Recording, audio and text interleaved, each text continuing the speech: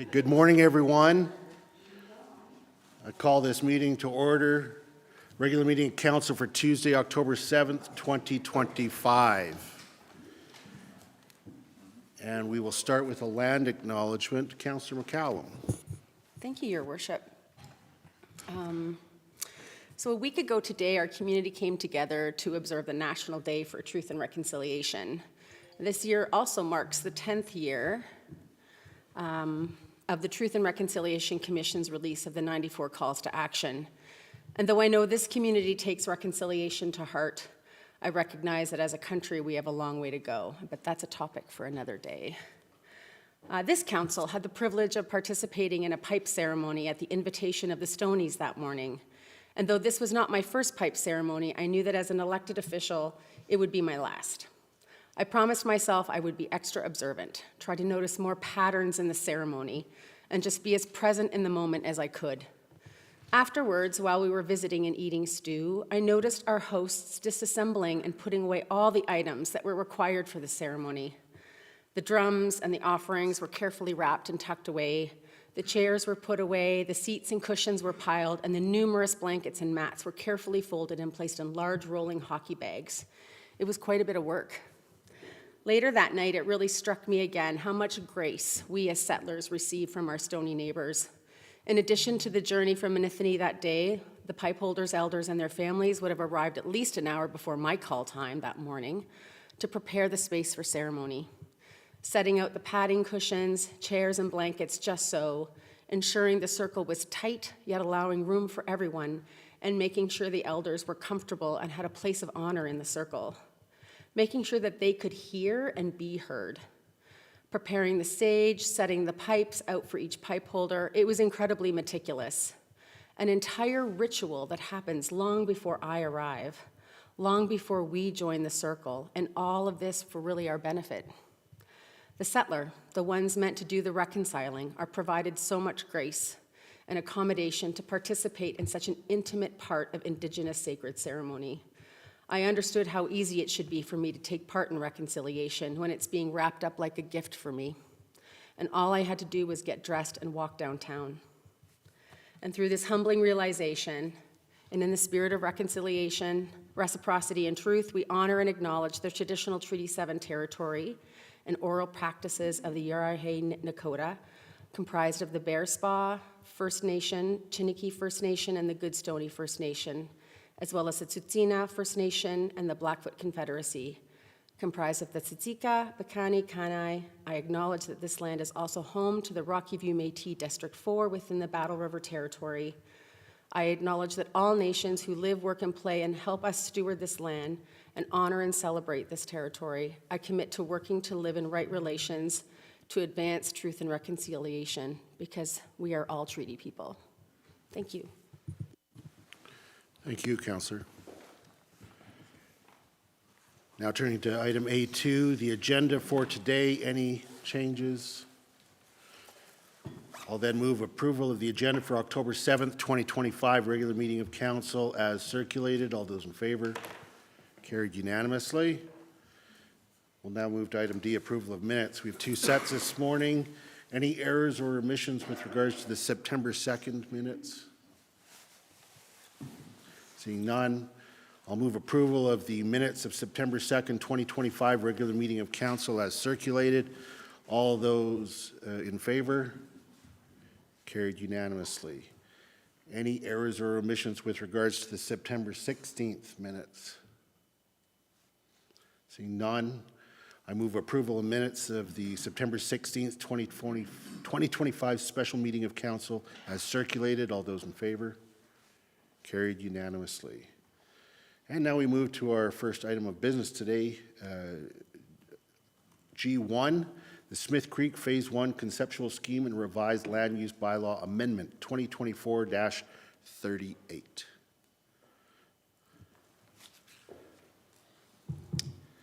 Good morning. Good morning. Welcome to Council, and whenever you are ready, the microphone is yours. Thank you.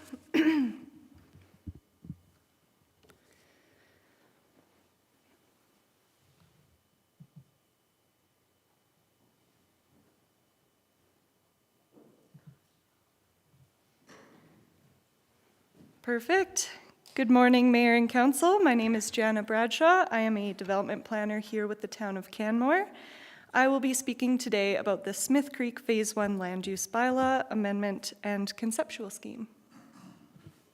Ms. Bradshaw, I believe this is your first presentation to this council. This is. So, especially welcome you this morning for that. Thank you. It's my pleasure. So just a bit of a background here for what we're speaking about today. Smith Creek Phase 1 is located on the eastern side of Canmore, south of the Trans-Canada Highway, north of Stewart Creek Golf and Country Club. I have another map here showing a closer look. Circled is Smith Creek Phase 1, and the two other areas represent the subsequent phases of Smith Creek. As Council is aware, on October 24th, 2023, Council gave 3 readings to adopt the Three Sisters Village ASP and Smith Creek ASP to implement the decision of the Land and Property Rights Tribunal. As a result of the history of this file, Section 619 of the Municipal Government Act is applicable today. The Land Use Bylaw Amendment has been reviewed to be consistent with the Natural Resource Conservation Board decision from 1992, and as a result, a public hearing is not required. Additionally, while we are outside of the 90-day timeline requirement outlined in Section 619, administration and the applicant have communicated and agreed upon timelines for the processing of the application.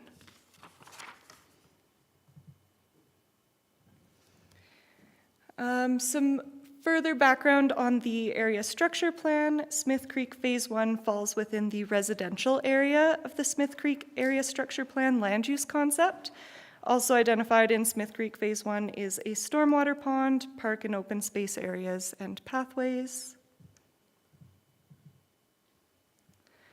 So as a first step in implementing the Smith Creek Area Structure Plan, or ASP, the developer has made an application for conceptual scheme and land use bylaw amendment approval.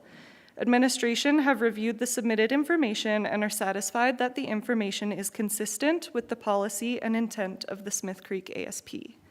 The land use amendment proposes 1 new land use district to allow for low-density residential development, 1 new overlay to allow for specific land use regulations within the phased area, and 1 new overlay to implement the density bonusing scheme as per the ASP.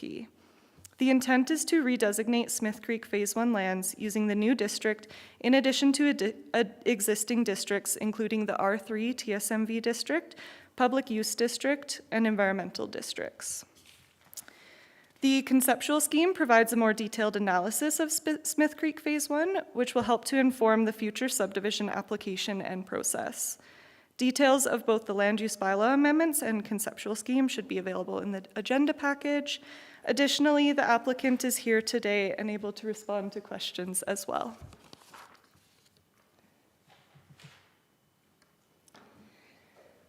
So as mentioned, the land use bylaw amendment consists of 1 new stock land use district and 2 overlays that will implement the first phase of the Smith Creek ASP. The land use district provides uses and regulations for the R2A TSMV residential low density district. This district is intended to be used in future phases. Of the 2 overlays, 1 is to exempt development within the ASP from sections 10 through 12 of the land use bylaw and proposes alternative definitions and regulations in their place. So these sections 10 through 12 include green building regulations, community architectural and urban design standards, and perpetually affordable housing regulations. The second overlay provides detailed regulations surrounding development enhancements and bonusing and is applicable to areas within the overlay designated as R3 TSMV, Residential Comprehensive Multiple Unit. So here you can see a map showing the current land use districts alongside the proposed redesignation to the new R2A TSMV district and the existing districts, including the R3 TSMV Residential Comprehensive Multiple Unit District, Public Use District, and Environmental District. And this map here just more clearly shows the proposed land use districts as they would be implemented. Within the R3 district, similar to the Three Sisters Village Phase 1, you'll see that there's a D and B following the R3 TSMV. This denotes the maximum base density or units per hectare without bonusing and the bonus units per hectare. And the details of this are outlined in the overlay to ensure that the maximum densities as per the Smith Creek ASP are not exceeded throughout the 3 phases.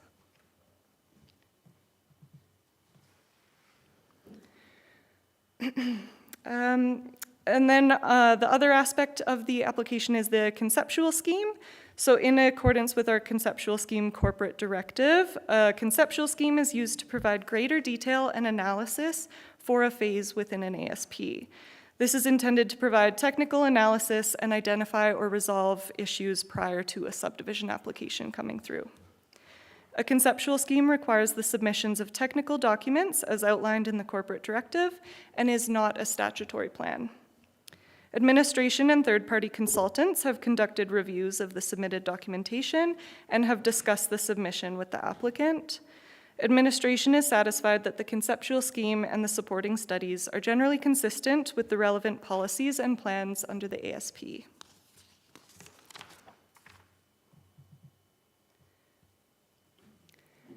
This is a map included within the conceptual scheme and identifies the proposed land use districts, parcel configuration, road network, park space and pathways, the stormwater pond. This is an area of approximately 21 hectares, and about half of the developable area shown is designated as the R2A TSMV low-density residential. There are 4 multi-residential parcels shown and 227 single and semi-detached parcels. So overall, this is a mix of single and semi-detached and townhouse developments.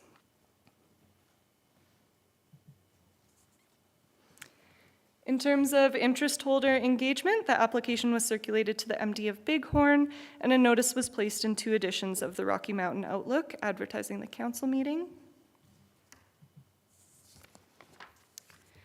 And I can leave this up on the screen. The recommendations put forward are the following: that council adopt the conceptual scheme, that council give first reading to the land use bylaw amendment, give second reading, give leave to go to third reading, and then give third reading to the land use bylaw amendment. And that is all from me. Thank you. Thank you very much. Looking to council to see if there are any questions.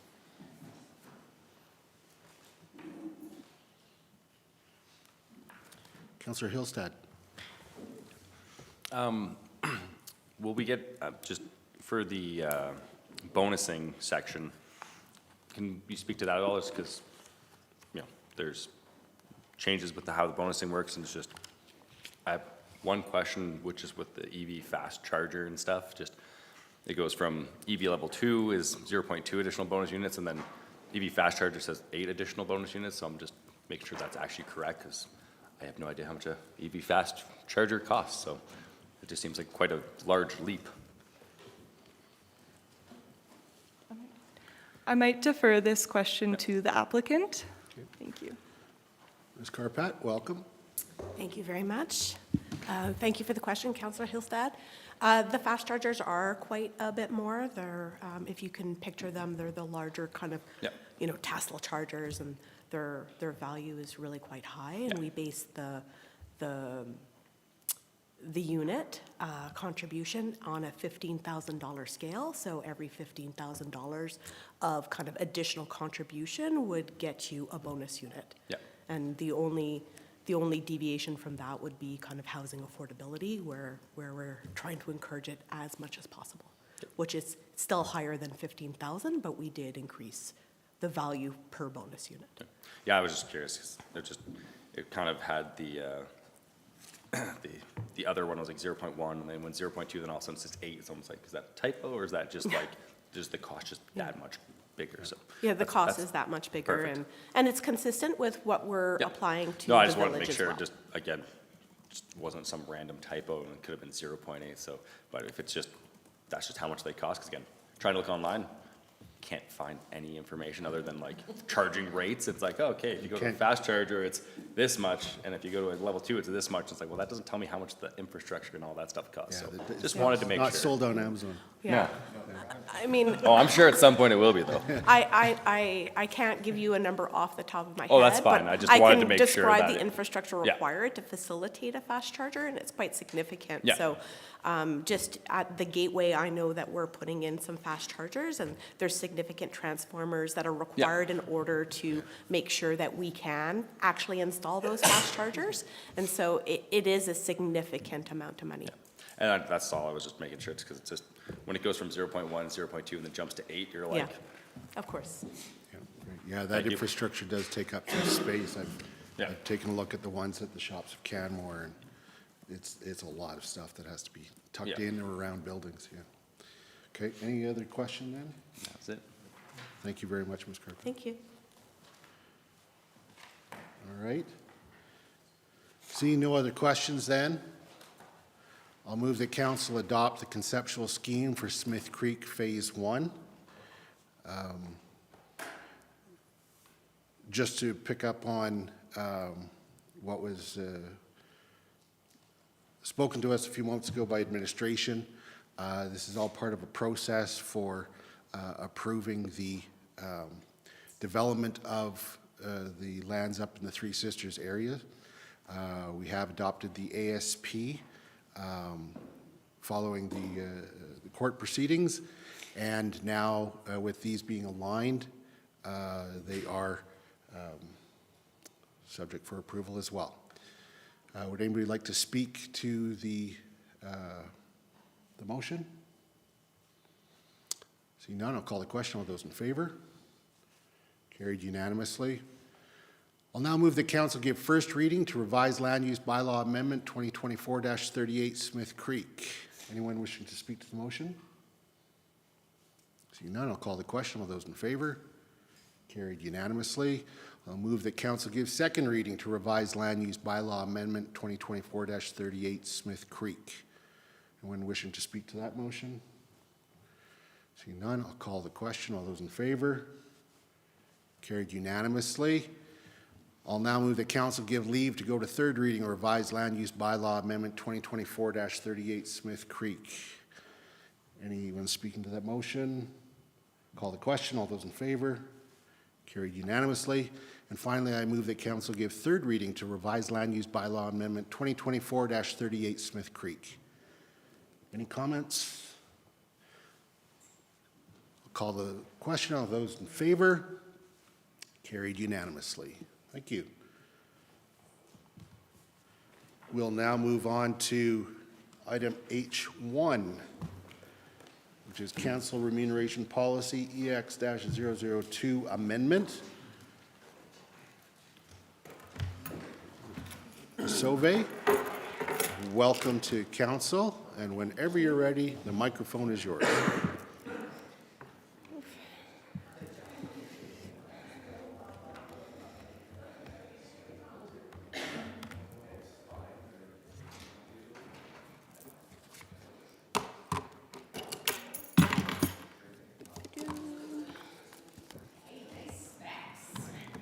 Thank you.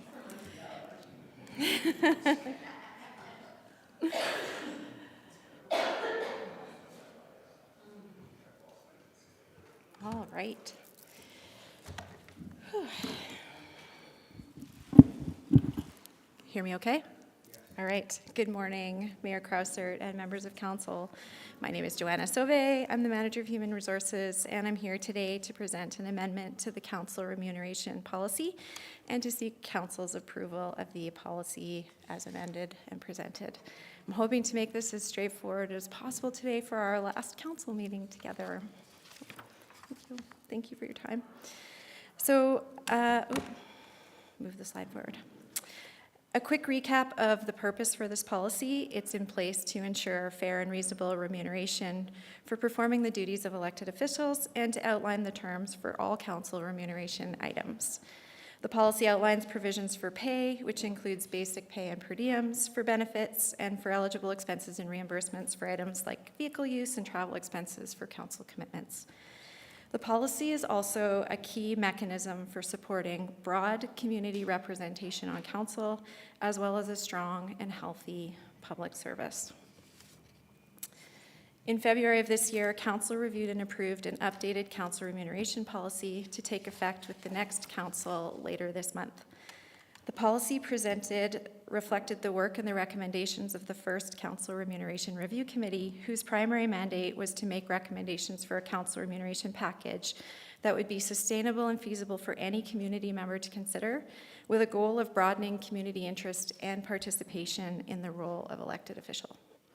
As noted on the timeline above, the committee was approved by bylaw. Members were appointed at the annual general meeting. And then the committee met from November 2023 through to June 2024, performing a really robust review of data and information, noting in their work the value of aligning council's benefits with those of employees.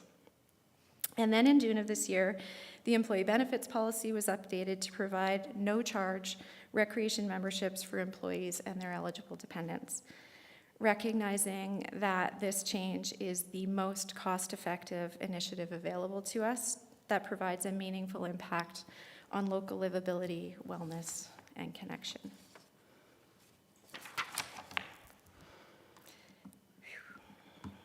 As such, and in accordance with prior direction, and Section 28 of this policy, which states that council will be provided with benefits as outlined in the benefits policy, key changes to this policy include a change to the Elevation Place membership benefit.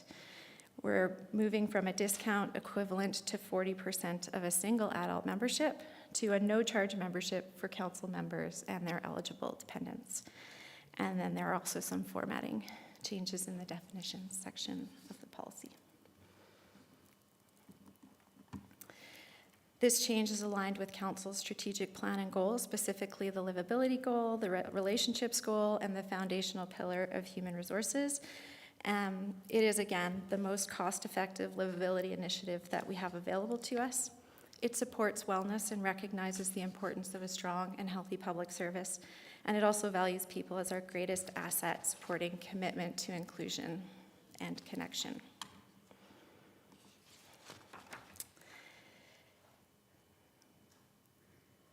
So this change was initially recommended due to employee feedback via engagement and exit surveys. And additionally, it fits with the Council Remuneration Review Committee's endorsement to maintain alignment of council benefits with those of employees. As indicated in the request for decision, the financial impact is expected to be less than $1,000 in potential lost revenue. And in terms of alternatives, the alternative to approving the amended policy today is to defer consideration of this benefit change to the next Council Remuneration Review Committee, which is scheduled for fall of 2028, with policy changes to be implemented with the next council elected in October of 2029, 4 years from now. So this isn't really recommended due to the low cost and the high impact of the proposed amendment, as well as its alignment with the employee benefits in accordance with Section 28 of this policy. That concludes my presentation for today. I'm happy to answer any questions. Thanks, Ms. Sauvé. And so just to confirm a couple of things that you said, just to underline them. This is to bring the council remuneration policy in line with the benefits policy? Yes, sir. Correct? Yeah, thanks. And that it won't take effect until the new, if approved today, the new council, so after the election. Yes, sir. Great. Thank you. Looking to the council to see if there are any other questions. Seeing none, thank you very much. Thank you. I will then move that council approve the council remuneration policy EX-002 amended as presented. I thank Ms. Sauvé and her team for their diligence in bringing this forward to make sure that the policies are kept up to date with the standards as approved for employees. And I will certainly be voting in support of this motion. Would anybody else like to speak to the motion? Seeing none, I'll call the question. All those in favor? Carried unanimously. Thank you. Thank you.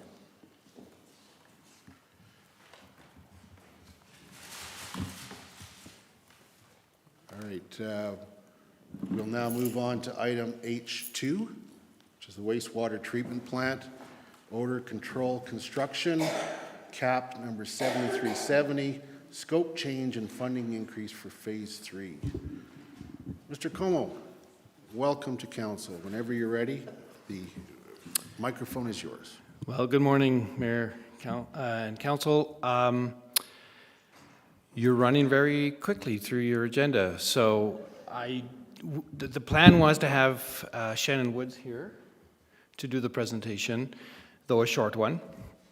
But she's not here, so I will jump in. It's very easy for us to just go to the next item or take a break.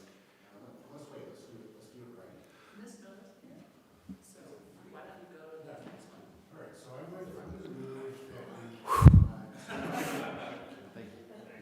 I'm going to move that we just table this item to later in the agenda, and I'll call the question on that one. All in favor?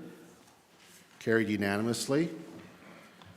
And we will move to item H3 with Ms. Miller. So welcome to council. Whenever you're ready, and there's no rush, you're being brought on sooner. The microphone is yours. Thank you. Thank you for having me today. Okay, hello, Mayor. Hello, Council. I'm here today for the FRIAA grant application for the Community Fireguard, the South Boundary phase. I'm going to start how I always start these ones. Wildfire remains the top-rated hazard to life, property, and critical infrastructure within and around the Bow Valley. With support from Council, administration has been working with the MD of Bighorn and Kananaskis Improvement District, and with support from Alberta Forestry and Parks on constructing a community fire guard around Canmore, Harvey Heights, the Canmore Nordic Centre, and hopefully with this application, down around the south boundary of Canmore to Deadman's Flats. The final phase of Canmore's construction would complete our original plan of building a Bow Valley community fire guard around the entire community. Since Fireguard construction started in November of 2024, we have completed harvesting in the Stoneworks Creek, Harvey Heights, East Park Gates, and the Canmore Nordic Centre West areas, and are starting on the Canmore Nordic Centre East block. So we completed the lower block and are now just finishing up on the west side and moving over to the back up to the higher part on the east side. Once the areas are harvested, we go back in and do additional work to thin, prune, and clean the area, much like what you would see in some of our traditional field modification work throughout town. Once that's completed, the debris disposal takes place and the roads are reclaimed. The 3 blocks of work being proposed in this application are along the south boundary of Canmore. So they start behind the Peaks of Grassy neighborhood, the Stewart Creek neighborhood, and they wrap around behind Deadman's Flats. The blocks are all within the town of Canmore or municipal district of Bighorn land, but they're within provincial park boundary. The construction of the fire guard in this area will enhance mitigation of wildfire at the community level. If grant funding is approved, construction is anticipated to start in September 2026, and pre-construction activities would begin sooner than that. Some of the pre-construction activities include moving through the Indigenous consultation process through the Aboriginal Consultation Office and working on obtaining the appropriate work authorizations from the province to complete the work. As we finalize the application, we recognize that there's a land swap proposal underway that impacts where we can construct the fire guard, as we're unable to apply for funding through FRIAA for privately deeded lands. This impacts the areas of the proposed fire guard around the Three Sisters Mountain Village and the Smith Creek communities that are currently in the development process. Depending on the timing of the land swap, we may update our application either before submission or as soon as the transaction is complete to include those areas. The total grant amount being applied for is currently being finalized and will have options based off of the timing of the land swap transaction. There is opportunity to work with Alberta Parks on more wildlife habitat enhancement blocks to develop targeted fuel reduction that will increase revenue, much like what we were doing at the Canmore Nordic Centre. If approved, we'll return for council for approval of a new capital project, which will include the total grant funding amount plus the expected revenue that will be returned to the project. A council resolution supporting the application is required for the proposal submission, and we anticipate that the funding applications will, or call for funding applications will come open soon, and there will be a quick turnaround, which is why we're recommending approval of the submission of the application to complete the Fireguard project now.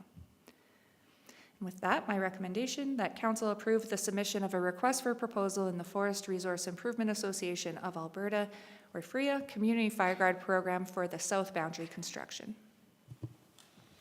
Thank you, Ms. Miller. And looking to council to see if there are any questions. My understanding is that with respect to the land swap areas, this is all probably just a matter of time, because the town and Three Sisters are aligned with what needs to be done. It's already been, talked with the province. It's a matter of making it happen. It's not a matter of there's not a question mark there, I guess. Yeah. Is that correct? Okay. And so thank you for this work. Councillor Graham, you have a question. Kind of along those lines, if the land swap was delayed for some reason, what would that process look like to get those lands completed if it doesn't belong to the town? Yeah, we're in communication with all of the interest holders right now as to what that looks like and what a path forward might be, but I'm not going to get too much into the what ifs just because we don't know how quickly things are going to move right now. It's unlikely, but right? Well, right now it looks like it will move ahead. There's been a joint submission by the town and TSMV to the province. So I think it's just a matter of workloads and what is on people's plates. So, yeah. Any other questions? Okay, seeing none. Thank you very much. I'll move then that council approve the submission of a request for proposal in the Forest Resource Improvement Association of Alberta Community Fireguard Program for the South Boundary construction. In speaking in favor of this motion, I've really, once again, I'd like to say I really appreciate the diligence of Ms. Miller and the administration to keep moving forward at the fastest possible pace for the protection of our community through construction of this community fire guard. It's intentional, both from administration and from council, that we see these FireGuard, FireSmart, fire protection items coming to us on a regular basis, because it is of great importance and an utmost priority. And so in that regard, I also want to thank the province of Alberta for being very open and collaborative with us for this work. And in particular, Minister Lowen has been very good at making sure that Canmore gets the attention that it needs so for the protection of the Bow Valley and its residents, its visitors, and its property. Looking to see if there are any other. Yes, Councillor Ma. Thank you, Worship. The motion. Yeah, and thank you, Ms. Miller, for all the work you do here. In particular, I'm really heartened and excited to see that work will be done around the Pigeon Mountain and Deadman Flats area. I think many people in the community recall we did have a bit of a fire scare there a few years ago, and so to protect our flank is a great idea. So fingers crossed this comes through, and hopefully by October 2026, we're working on this stuff. Thank you. Thank you, Councillor. Anyone else wishing to speak to the motion? Seeing none, I'll call the question. All those in favor? Carried unanimously. Now, I'm going to suggest that we just move on to I-1 before going back, because Ms. Miller, that's your item. So are you prepared, are you okay if we move directly to the municipal document review? Sure. Okay. I don't have it pulled up yet, but just give me 2 seconds and I'll get there, Yeah. maybe. Yeah, whenever you're ready, the microphone is yours. Thank you.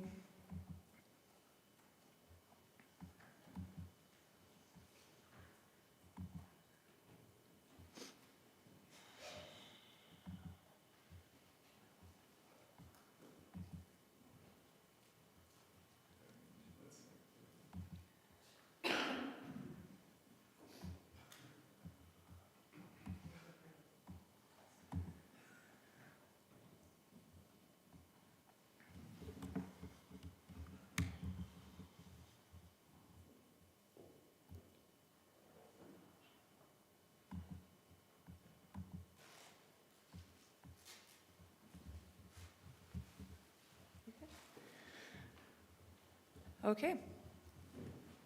Hello again.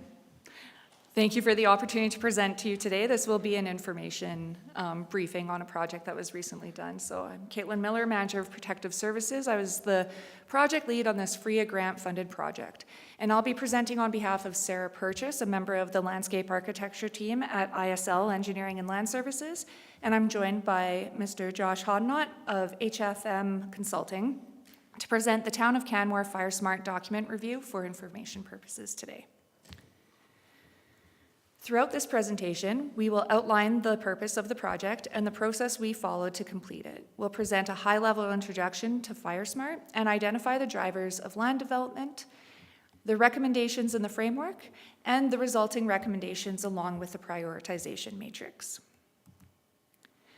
So the purpose of this project was to understand the current state of the Town of Canmore's documents as they relate to FireSmart and identify gaps to inform a strategy that could improve the community's wildfire resilience. This work stems from several recommendations in the 2018 Wildfire Mitigation Strategy. This project involved reviewing the town's documents and those of neighboring communities as a part of a background document review we did as a first step. We examined 8 similar communities across Alberta and BC and published studies of previous wildfire events to determine what FireSmart challenges and solutions have happened elsewhere. We conducted interviews with select town staff from the Protective Services, Engineering, Environment and Sustainability, Planning and Development, and the Parks Departments to establish actions and priorities to address wildfire risk in Canmore. Through this work, we developed 25 recommendations to better address Canmore's wildfire risk and integrated them into the final report.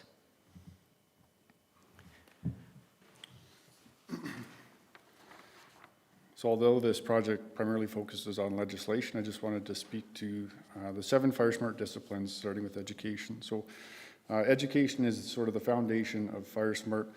It focuses on building awareness and understanding among residents. By increasing knowledge, we empower people to take action. Next is emergency planning. So this discipline ensures that when a wildfire occurs, the community can respond quickly and effectively.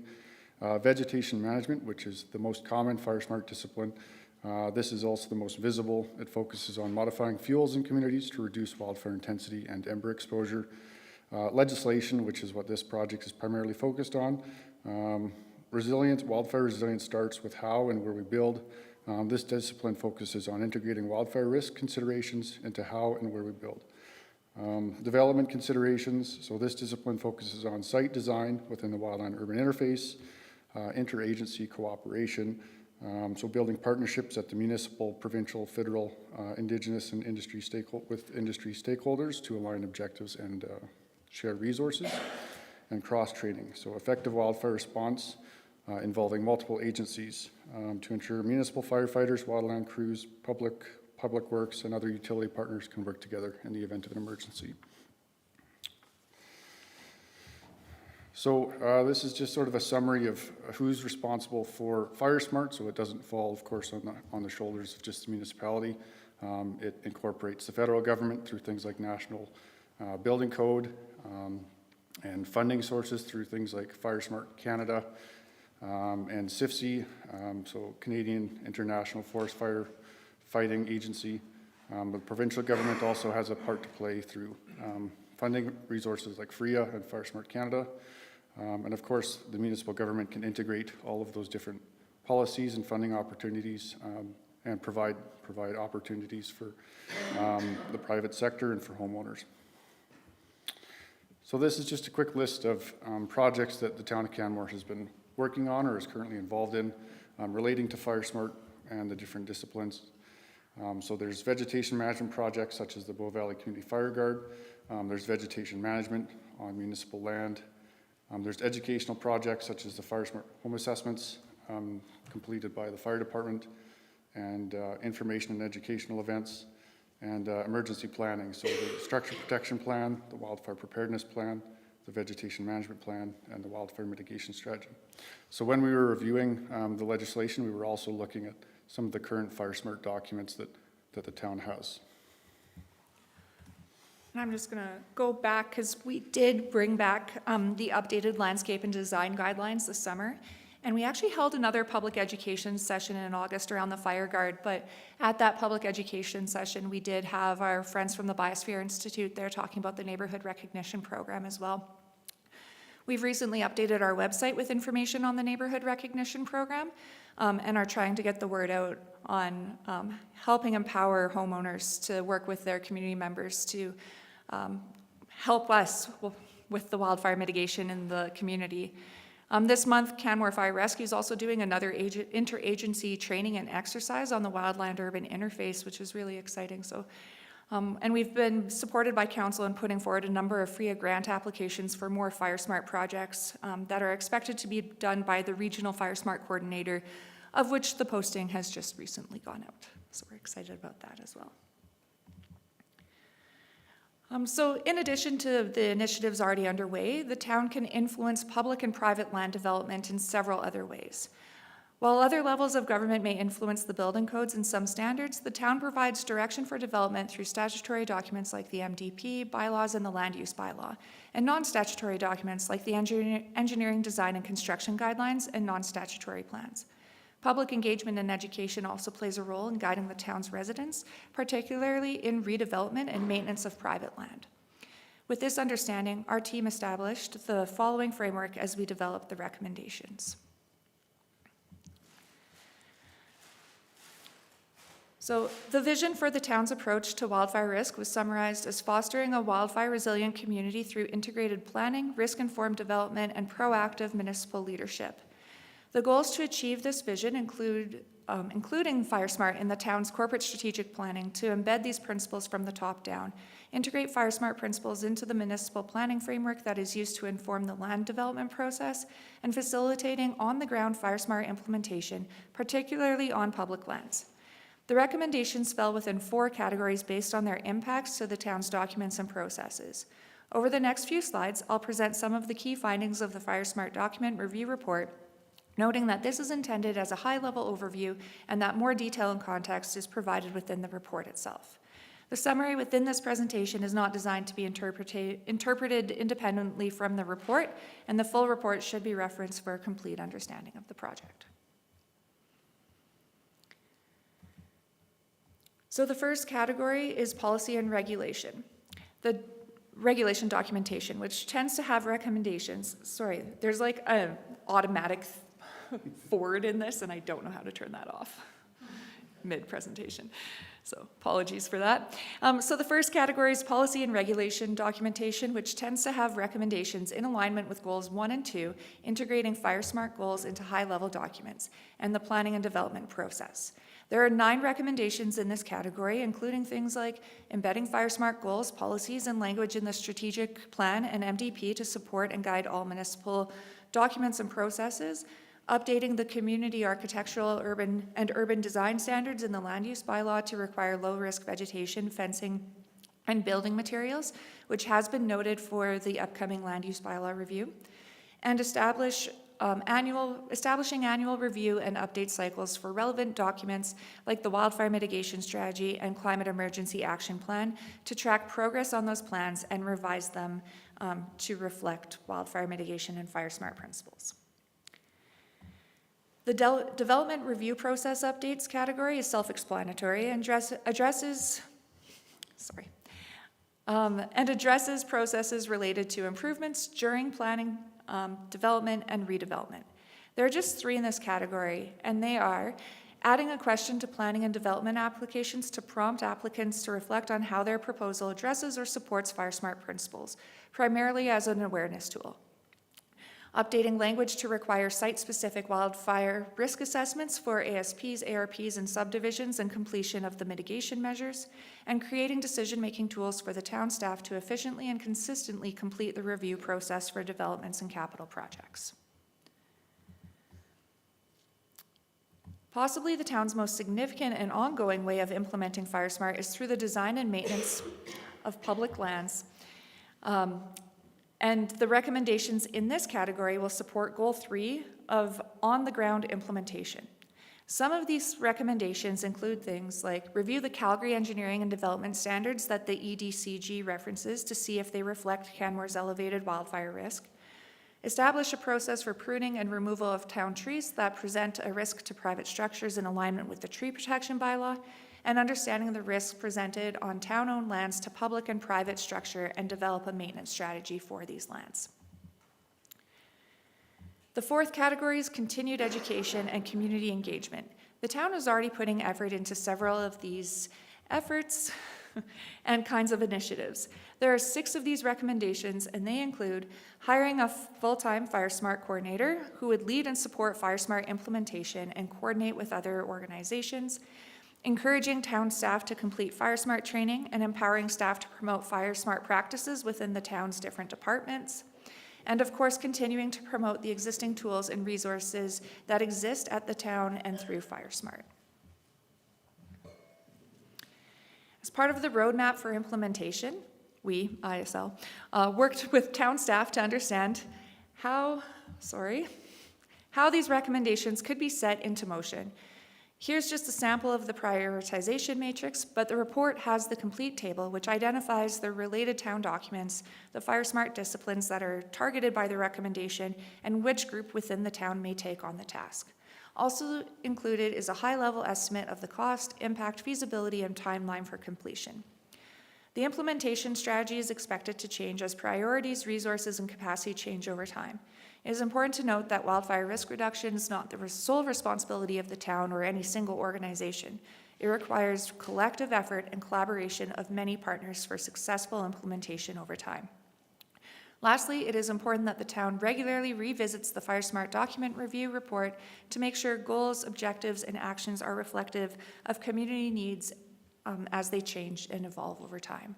So when I brought forward the items at the last council meeting for the FireSmart applications, one of those was for the wildfire mitigation strategy. And again, we just need to continue to update our documents to make sure that they reflect the current state of our community.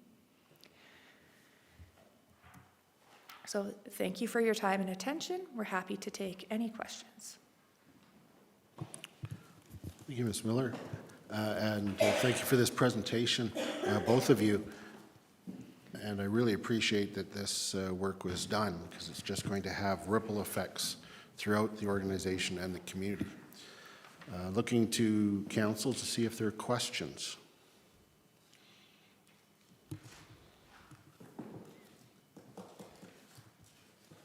Councillor Graham. Sorry for this one. Some community members have been chatting with me about the carbon footprint of slash burning and what we're doing to kind of mitigate smoke in the valley and our GHG contributions when doing this work. And I wonder if you could speak to that just a little bit through this. I'm not sure. Yeah, and I guess we have the right picture up there to talk about pile burning. So when we do fuel modification and vegetation management, part of it is to remove the fuel from the area. Mm-hmm. So there's a few options that we can look at when we're moving fuel. So one of them is the pile burning that just burns the fuel on the spot and makes it so that it's not a hazard anymore. We also have used mulching in some of our projects, and then we spread it out at a very thin standard because mulch beds aren't recommended, right? We don't want a bunch of dry wood sitting in piles ready to burn. So we mulch and then put it back into the ground. There's also removal, but the transport and removal of debris can be quite costly and sometimes prohibitively at a prohibitive cost. So it is often like exponentially a greater cost than slash and pile burning, which makes it harder to apply for grant funding, but we continue to explore options. Yesterday afternoon, we spent an afternoon talking about debris disposal options and seeing how we could reduce costs in transporting and how we could use the debris differently. But the point is to remove the fuel and make it so that it's not a hazard anymore. So it does become kind of that catch-22 of we need to do something to it, and at a way that is cost-effective for the community. Right. I'm glad we're having those conversations, and I know it's a complex issue with a lot of factors, and I look forward to seeing how we do it best in the future. Well, and they are ongoing. There's a lot of new technology that's being proposed right now, but unfortunately, the market for that technology, it's just that it's like brand new, hasn't been tested, and we do explore every option presented to us, though. Yeah, I know we do, and I know we're having those conversations, and I just want to make sure that the public is aware that we are investigating those things, and we're looking to get better at doing this, and filling this valley full of smoke isn't... It's not our first choice. Yeah, it's not our first choice. So, thank you. So I recognize this is a little bit of a rabbit hole and diversion, but it's timely and topical because it is on people's minds. So what I'm hearing is that while the course is set for this winter as far as the burning of the slash piles, there are other options being explored, and who knows, it may be something different in the future, correct? Yeah, we continue to look for options that will minimize the smoke but still be cost effective, because now the options continue to be fairly expensive. Okay, thanks. And as far as this winter goes, my understanding from when you presented previously was that such would be done waiting for the right conditions, be able to do it in a relatively confined period of time. So we're not looking to spread it over the whole winter. We're talking about a small period of time, and looking for those conditions that would hopefully produce the least amount of discomfort for residents in the valley. Is that correct? Yeah, that's correct. So we wait for the right conditions to burn because we need to make sure that the wildfire risk is low or none. So usually when there's snow-covered ground, that's one way that we can assure that it'll be safe to burn. And then we look at the weather conditions to make sure, or hope, because you can't control the weather, that there won't be an inversion. You want to wait for the right venting conditions so that the wind takes the smoke out of the valley quickly. Great, thank you very much. Councillor Faubert. Thank you, Your Worship, and thank you, Ms. Miller, for the presentation. I had a follow-up question around removal of debris. So if we do pay to remove the dead and down debris and we take it somewhere else, what happens to it there? It generally gets used for a different purpose, so it can be used to create biochar. There's other options where it could be used to create different type of electricity, but the wood that we have unfortunately can't be used for that because it's outside of certified areas. There's also, it could be used to help dispose of construction waste, and that can help reduce emissions as well because it makes it hotter faster to dispose of that construction waste. So there's a number of different types of ideas out there that we've been exploring, and we're just going to keep trying until we find something. And the reason I asked is I wanted to make sure it wasn't that we were trucking it somewhere else to burn it, which would then just be a larger carbon footprint. Yeah, it would be burned in a different way. Burn in a different way, okay. So not slash piles elsewhere. Okay, awesome. Yeah. And then I don't know if people remember back in the day, we used to take all of our Christmas trees as a community, put them in a giant pile and burn them together and have a big party. Mm-hmm. So I don't know. Okay. Yeah. Thank you, Yes. Councillor. Okay, so I appreciate your flexibility in indulging us on that little bit of a rabbit hole there. Are there any questions with regards to the FireSmart Municipal Document Review?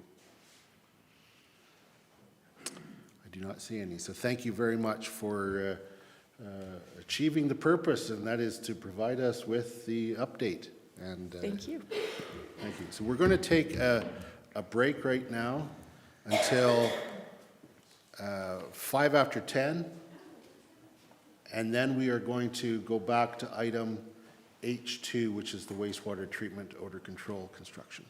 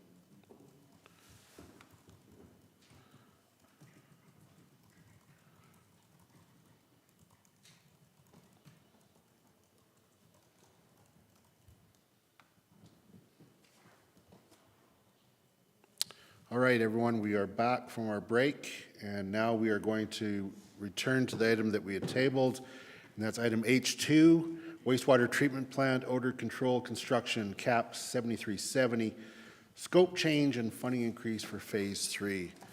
Ms. Wood, welcome to council. Thank you, Mayor and Council. So today, I'm going to be talking about phase 3 of odor control, which you've already had a little bit of briefing about from one of our consultants last month. So the scope of this project is to install a new sludge tank or digester equipped with an odor control unit. There's a 3D rendering of what this is meant to look like at the bottom here. The cost and timing of this project, the preliminary cost estimate is an incremental $5 million on top of the already existing CAP 7370 project, and this would be funded from the wastewater utility reserve.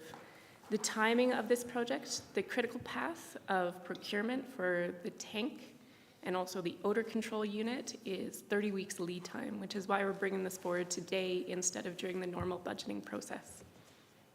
And a comment that 30 weeks from today is early May, and then we still require a few weeks to install and commission and get it up and running. So the timing of this is critical to ensure that we're on stream before the heavy odor months of the summer. So the recommendation for today is that council approve a scope change and budget increase for wastewater treatment plant odor control construction project CAP 7370 from $2,320,000 to $7,320,000, with the $5 million increase funded from the wastewater utility reserve. Great, thank you very much. I'm wondering, with regards to the use of $5 million from the reserve, which was not anticipated previously, do you have a sense as to what the impact that will have on rates, utility rates? Yes. So we're in the process of finalizing the budget for 2026, and so it's not firm yet, but the incremental increase is expected to be on the order of magnitude of $2.50 per month per resident for the average home in Canmore. I think it was anticipated that we would have a 14% increase in rates, and we are suggesting a 16% increase to fund this project. The 16% increase would be for 2026 and 2027, whereas before those 2 years were both 14% increases. Okay, thank you. I would happily pay $2.50 a month not to smell that smell. So thank you for that information. Councillor Faubert. Yes. I am interested in whether or not it's possible to explore grant funding over the same period of time that we're looking at utility rates and the budget and the potential for grant funding to pay for a portion of this project. Yes, so we have contacted the WWTP grant funder or administrator, and we've made preliminary inquiries, and I do believe that we will be applying for a grant. Whether or not we're successful remains to be seen, but we have not applied yet. And then, are there federal level grants for this kind of infrastructure? Would it be worthwhile to do a scan of the available grants? I'd say it's always worthwhile. There's none that have shown up in my kind of weekly emails on grants and informing of this level, but it's worth pursuing, and if we're successful in obtaining those grants, then we'll definitely keep council up to date. Awesome. And then if we did get a grant, what would that mean for the utility rates? Like, does that? So I would say that the likelihood that we would secure a grant before the utility rate model is set and the bylaw is passed for this year are relatively slim, But that being said, we do have a gradual increase in rates going forward, and so we could flatten that out if the utility reserve maintains a healthier balance. In future years, we could have lesser increases.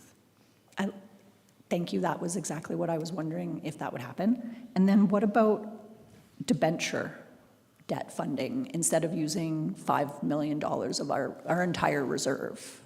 So to the best of my knowledge, through speaking with finance, changing debt would require a borrowing bylaw, which would take, that would be like April by the time that's approved, or maybe March? 2 months. 2 months, yeah. 2 months, okay. I guess if we went through the normal budgeting process, sorry. But yes, that would delay us, and so yeah, we're trying to figure out the quickest way to procure. So basically tomorrow, we're gonna be ordering the tank. I'm really grateful for those answers. Thank you so much. Thank you. Councillor Ma. Thanks, Ms. Woods, for your excellent presentation. You always have great details.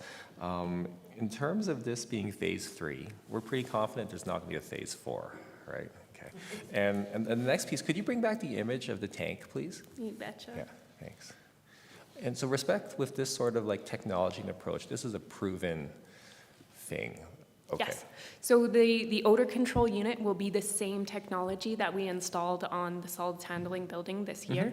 And so all of, basically, if you were to stick your face on the output of that odor control unit, you don't smell anything, which is quite impressive considering that you want to burn your clothes after going into that building. Okay. So we are confident that this technology is proven and has been implemented in many other municipalities across Canada and globally. Perfect. Thank you so much. Are we able to go to one of these while we have 2 right now, because you can fill it more? The current ones, I know we try to keep low in order to, do the process. Is that why we can go to 1? So the reason that we're going to just 1 tank, so currently we have 2, only 1 is on stream at any given time. Okay. And we swap back and forth. They solids drop out of suspension because of the design of the current tanks, which is not going to happen with this tank. It will, and so when the current tanks require cleaning, we empty that tank, swap over to the other one, clean it all out, and then it's ready to go back online. Should this tank need to be cleaned, there might be 1 to 2 weeks where we use one of the old ones while this one is being cleaned, and then we would swap immediately back to this one. We would try to do that during the colder months when odor is less prevalent. And it's also expected that with the knowing what our sludge is like, the design of this tank will require cleaning less frequently. Right now, we clean our other tanks 1 to 2 times a year each. Okay, that's really good. And that goes to my next question, and that was what happens with the old tanks. So they're going to remain there? Yes, they will remain in place. We may decommission them during the larger wastewater treatment plant expansion and technology upgrade. But yes, they will remain in place as a backup with the intention that they will only be used as a backup for maintenance or cleaning activities. Great, thank you. Councillor Graham. Thank you, Your Worship. You actually just asked one of my questions. But maybe you could recap for those at home why we're unable to cap the existing ones. Yeah, you bet. I have a couple more. So the existing tanks were not designed to hold a roof. And so the modifications that we would have to make to the tank structure, just the tank structure, are on the same order of magnitude of this project. And we would still have a tank that is several decades old. Also, as I mentioned, the collection of solids at the bottom, there's about a meter below the aeration heads in the existing tank. So we have solids that are dropping out in that last meter.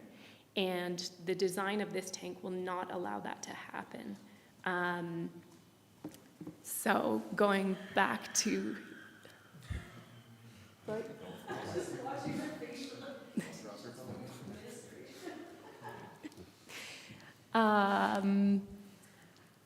Okay, modifying the existing Sorry tank. for the distraction. That's all right. It's her last meeting, we'll forgive her. The other, so structurally possible but expensive, then we would still have a very old asset. The condition of the tank, we would maybe even have to do some additional upgrades to it because we would have to do some additional penetrations through an existing concrete wall, which is not good structurally. Anyway, so the uncertainty and the level of risk goes up significantly.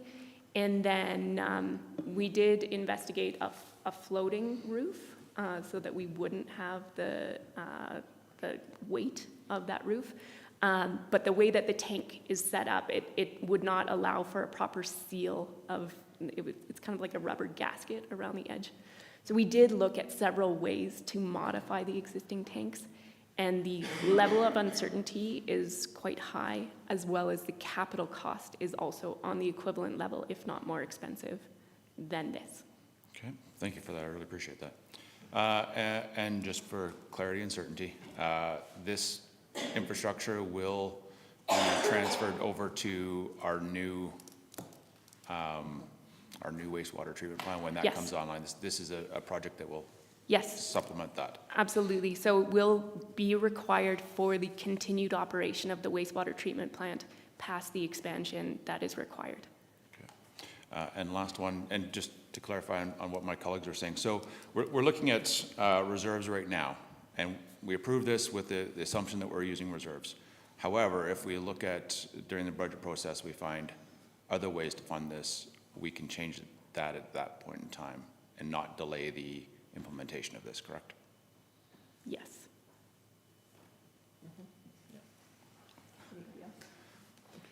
Dr. Cottle?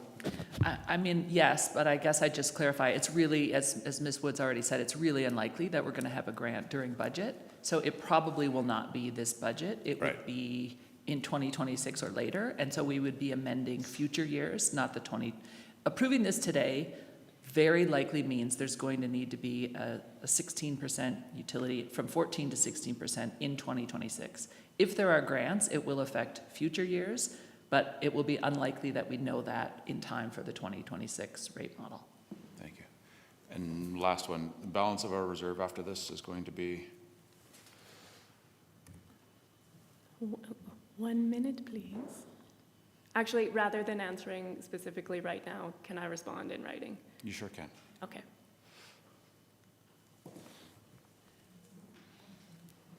Okay. With the projected, I think it's in here projected somewhere. rates? Anyway. Thank you. Great, thank you. Any other questions? I don't see any. Thank you very much, Ms. Woods. All right, I'll move that council approve scope change and budget increase for wastewater treatment plant odor control construction cap 7370 from $2,320,000 to $7,320,000 with the $5 million increase funded from the wastewater utility reserve. In speaking in support of this motion, I would like to express my appreciation to administration for bringing this back as soon as possible and being expedited in advance of the normal budget process.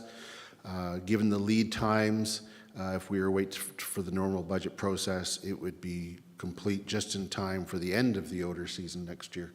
And so this gives us the opportunity, although there are things out of our control, to have this rectified for next summer. So thank you for that. And I certainly support this work. This council brought this forward in 2022, so that the study could be done in 2023 and work being done in 2024 and 2025.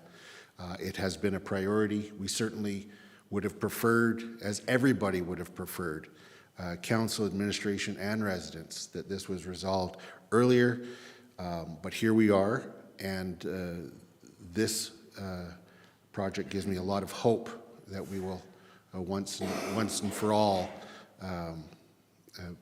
put this issue to bed. Councillor Faubert. Thank you, Your Worship, and I hope I don't cough. I apologize. It's the little remnant of a cold. I am supportive of the motion. I'm going to be voting in favor of both, clearly, and I just wanted to speak to the importance as we move forward of the prioritization right now of getting this work done as fast as possible. Means that later on, council will, I believe, have to do work financially to replenish the reserve. I support using this reserve for this project right now because I also see there being ways to put the money back in the reserve. But as a $5 million draw on the reserve is significant, and I think that looking into the future of our wastewater treatment plant needs, there are significant financial costs in the future for what we need to do to upgrade and maintain wastewater services in our community, and that's going to be really important work for the next council, as well as our partners in the provincial government as well. Thank you. Yeah, agreed. And of course, replenishing the reserve is why there would be a rate increase. And that's typically how the reserves are built, is through the rates and in the long-term planning. So I appreciate that that is going to be coming back to us, particularly with the next motion. And but we will need to be looking to the government for support as we do our large upgrade and the work that needs to be done by 2031. Councillor Ma. Thank you, Your Worship, and happy to support. Great job from the engineering team on this. Obviously, people have lived with this issue, and many folks in South Canmore. It's been really tough, and I empathize with that. I do draw some solace from the fact that eventually the old digesters would need to be decommissioned, and so this is something that we can continue to use forward, and so there's utility with that, and if we can definitely prevent another season of a really intense odor coming forward by being as quick as we can on this, I think that's a complete upside, so thank you. Thank you. Councillor Graham. Thank you, Your Worship. I too will be voting in support of it. Obviously a $5 million hit is a big one, especially to come from reserves, taking us down to less than $1 million. The rate increase to get those funds back up is unfortunate but important. Quality of life of our residents as well as our visitor economy is also important. Having this stench in the air on an all too regular basis is unacceptable. I too would have liked it done in phase 1 or 2, but again, here we are, and live and learn, and I'm heartened to hear that there won't be a phase 4.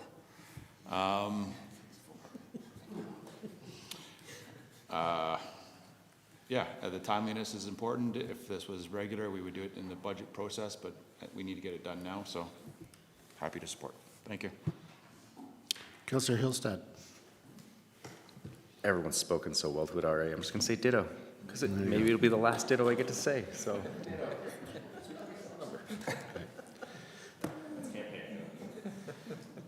All right, anyone else wishing to speak with respect to this motion? Okay, seeing none, I'll call the question. All those in favor? Carried unanimously. And now I'll move that Council direct administration to bring an updated utility rate model that incorporates this project back for approval during the budget amendment process. Would anybody like to speak to this motion? Seeing none, I'll call the question. All those in favor? Carried unanimously. We're now going to take a 5-minute break, returning just after 10:30, and we will then pick up with item I2, launch of the land use bylaw rewrite project. Thank you.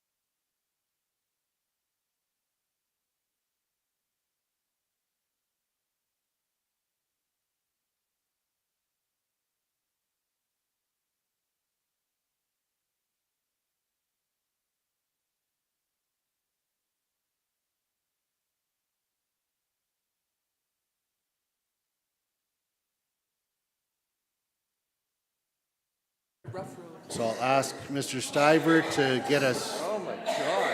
Oh my goodness.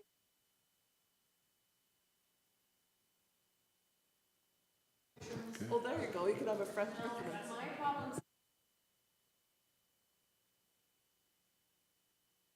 Okay, we're back from our break, and we're joined by Mr. Cairns on Zoom as we deal with item I2, launch of land use bylaw rewrite project.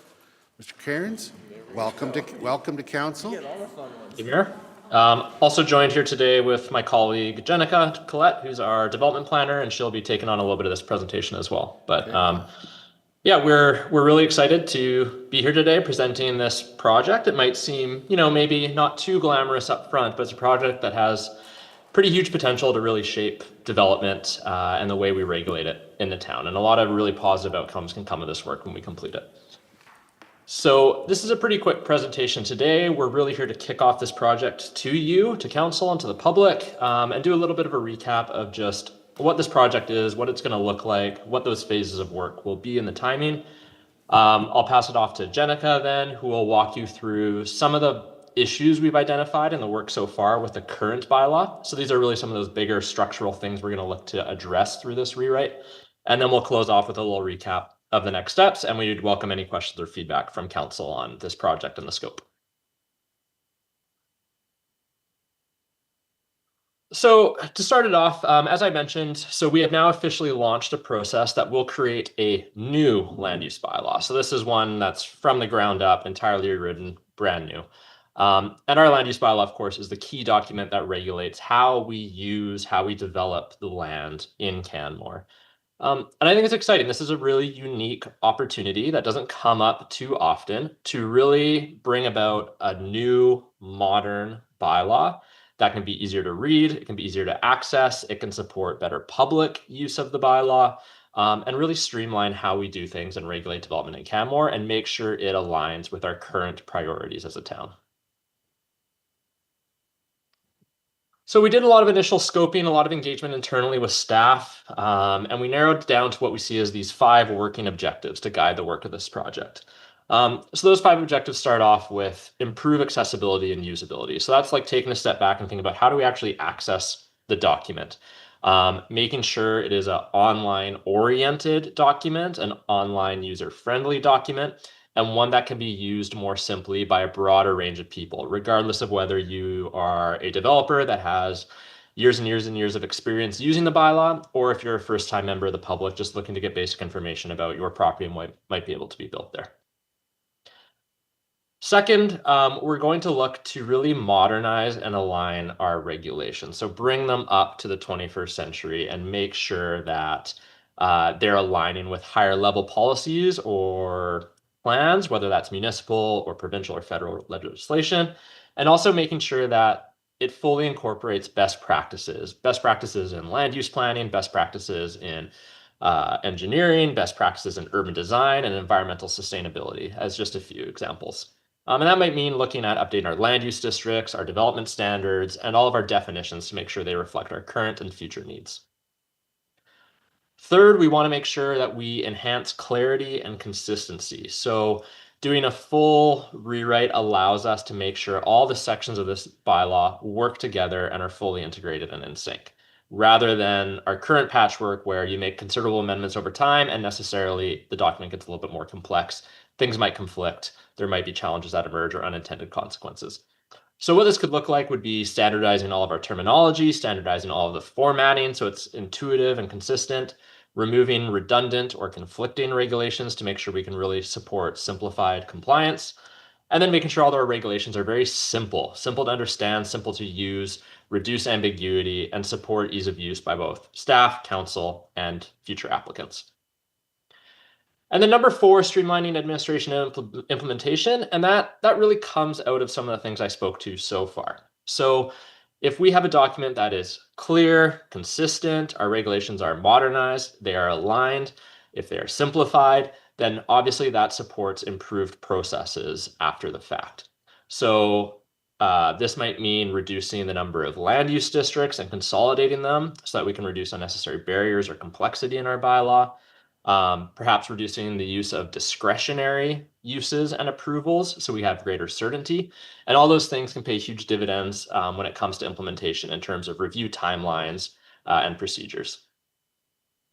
And then finally, number 5, I think this one's a given, but a brand new bylaw rewritten from the ground up means we can really make sure we're fully integrated in supporting council and community priorities in that bylaw. So making sure our regulations fully align with our municipal development plan, policy, strategies, and council guidance around housing affordability, economic vitality and diversity, climate change mitigation, wildlife coexistence, and so on. So we can really lead with those and make sure they are fully reflected in this bylaw. So I sort of touched on it naturally through the overview of the objectives, but the scope, I mean, we could say it's almost everything really, right? We're drafting a new bylaw from scratch, so naturally almost everything is in scope. But some of the key things we would expect to look at really closely through this work would be brand new structure and formatting to support that ease of use and navigation, changes to all of our land use districts and consolidating them to reduce unnecessary redundancy, updating and replacing our architectural guidelines, making sure that those work for both council, staff, and also applicants, changes to our use and definitions, and then also updated regulations that support policy directions from our higher level plans and strategies. The only thing I'll flag that is, of course, maybe a little bit out of scope is the stuff that comes after adoption of a bylaw. So the procedural changes and processes. As I mentioned, those will naturally be streamlined if we do a good job drafting a very easy to use bylaw, but improvements to processes would obviously come after adoption of the bylaw. So we're going to tackle this project in 6 public-facing phases of work, and it's a pretty large project. It's no small feat to draft an entire land use bylaw, so it's going to stretch over a 2.5-year timeline, but we're already a little bit into that timeline doing the initial background work. So our 6 phases start off with the critique phase, which we had kicked off in Q3 2025, and that was really focused on issue identification. So let's engage interest holders, let's engage staff, let's figure out what the fundamental issues are in the current bylaw so we can understand the parameters and the things that this new bylaw needs to address or avoid. After that, we move into the learn phase, which is now underway, and that's taking those key issues from the critique phase and doing the deep dive best practice research and engagement with other municipalities, with interest holders, with groups with specialized knowledge to figure out, okay, we know what the key issues are. What are the pathways for how we can address that, which would become naturally really the structural pillars of the new bylaw. With that best practice review done, we'll pivot into an engage phase in Q1 2026, so early next year, where we have a dedicated 4-month window to do public and interest holder engagement. And that will be taking those pathways, those options from this best practice review and engaging the community and stakeholders and saying, okay, here's what we know in terms of the best ways to address these issues. What makes sense for us in Canmore's unique context, and what ways do we want to move forward? With that understanding done, we'll move into the create phase, which is about 1.5 years dedicated to drafting the new bylaw from the ground up. So writing the entire thing from front to finish, figuring out its structure, its formatting, the regulations, how it's going to function on the town's website with online first access. Take that away as we move into what we call the assess phase, where we wanted to make sure we penciled in a really robust period of time, about 6 or 7 months, to do iterative reviews and feedback and edits to make sure this bylaw is something that we can stand behind, the community can stand behind, and interest holders can stand behind. So that will mean bringing that draft bylaw out, doing deep engagement again, making revisions as we see fit, answering final questions that are maybe unanswered, and then bringing that bylaw together in a final form for council consideration and approval, which would naturally involve 3 readings, of course, and a public hearing. So that we're looking to finalize by Q1 2028. And at that point, we would bring a new bylaw into effect, or at least have a slightly delayed implementation period to phase that new bylaw in. And so the key thing to take away, as I mentioned, is we wrapped up that critique phase. That was the issues identification phase, because that was about the deep dive research, the deep dive engagement with interest holders to really just understand the bylaw, what's working, what isn't. Now we're in that learn phase. So we're getting ready to do that best practice research and review, figure out how we can overcome these major issues and how we can write a better bylaw. And we'll pivot that into that engagement phase I mentioned early next year. One thing I want to touch on with engagement is engagement will be a key factor in this project. But it is worth noting, a land use bylaw is a highly detailed, lengthy, regulatory document. So we do have to be very tactful and strategic with our engagement approach. So naturally, that does mean interest holders that regularly use and deeply understand or are impacted by the bylaw. So people like developers, architects, engineers, designers, we're obviously going to engage them throughout beyond those two specific phases that I had mentioned, the engage and assess phase. We're going to have touch points continually out throughout this. We're going to work with them behind the scenes to make sure we're doing the best practices. We're drafting regulations that are functional and applicable. And then with the community, we have to really focus our engagement on those two key phases, because those two key phases of work are really the milestones where we can have conversations on bigger picture items that we can really engage the community on. So more of the philosophical questions. What are our approaches going to be to zoning, to housing affordability, to these other community priorities? So the two takeaways from that is engagement will occur throughout. It's going to be heavily focused on interest holders because of the detailed nature, but then taking a step back and engaging with community on larger milestones of the project to make sure that the overall directions of the bylaw resonate.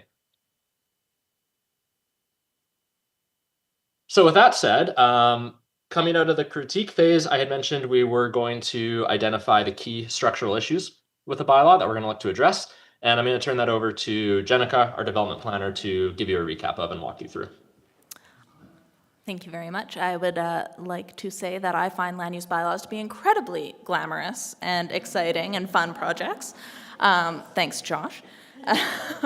But the issues identification kind of stage really took in a lot of different inputs of information from various sources, including an interest holder survey and then an interest holder workshop, which was really helpful. The survey piece to get some really, really finite information, and workshop, of course, to get everybody in a virtual room and get some collective feedback. We conducted a staff workshop as well, which was really valuable to be able to get some insight from the people who are using and applying the bylaw every day. And then, of course, doing a land use bylaw review ourselves from a technical team, from Josh and myself, and kind of looking at the document holistically and seeing where some of the gaps were. And then, of course, also a municipal development plan review, because an MDP really does set the tone for an entire town and how you want to move forward. It's important to look at that and make sure that the land use bylaw is actually functioning as your implementation tool.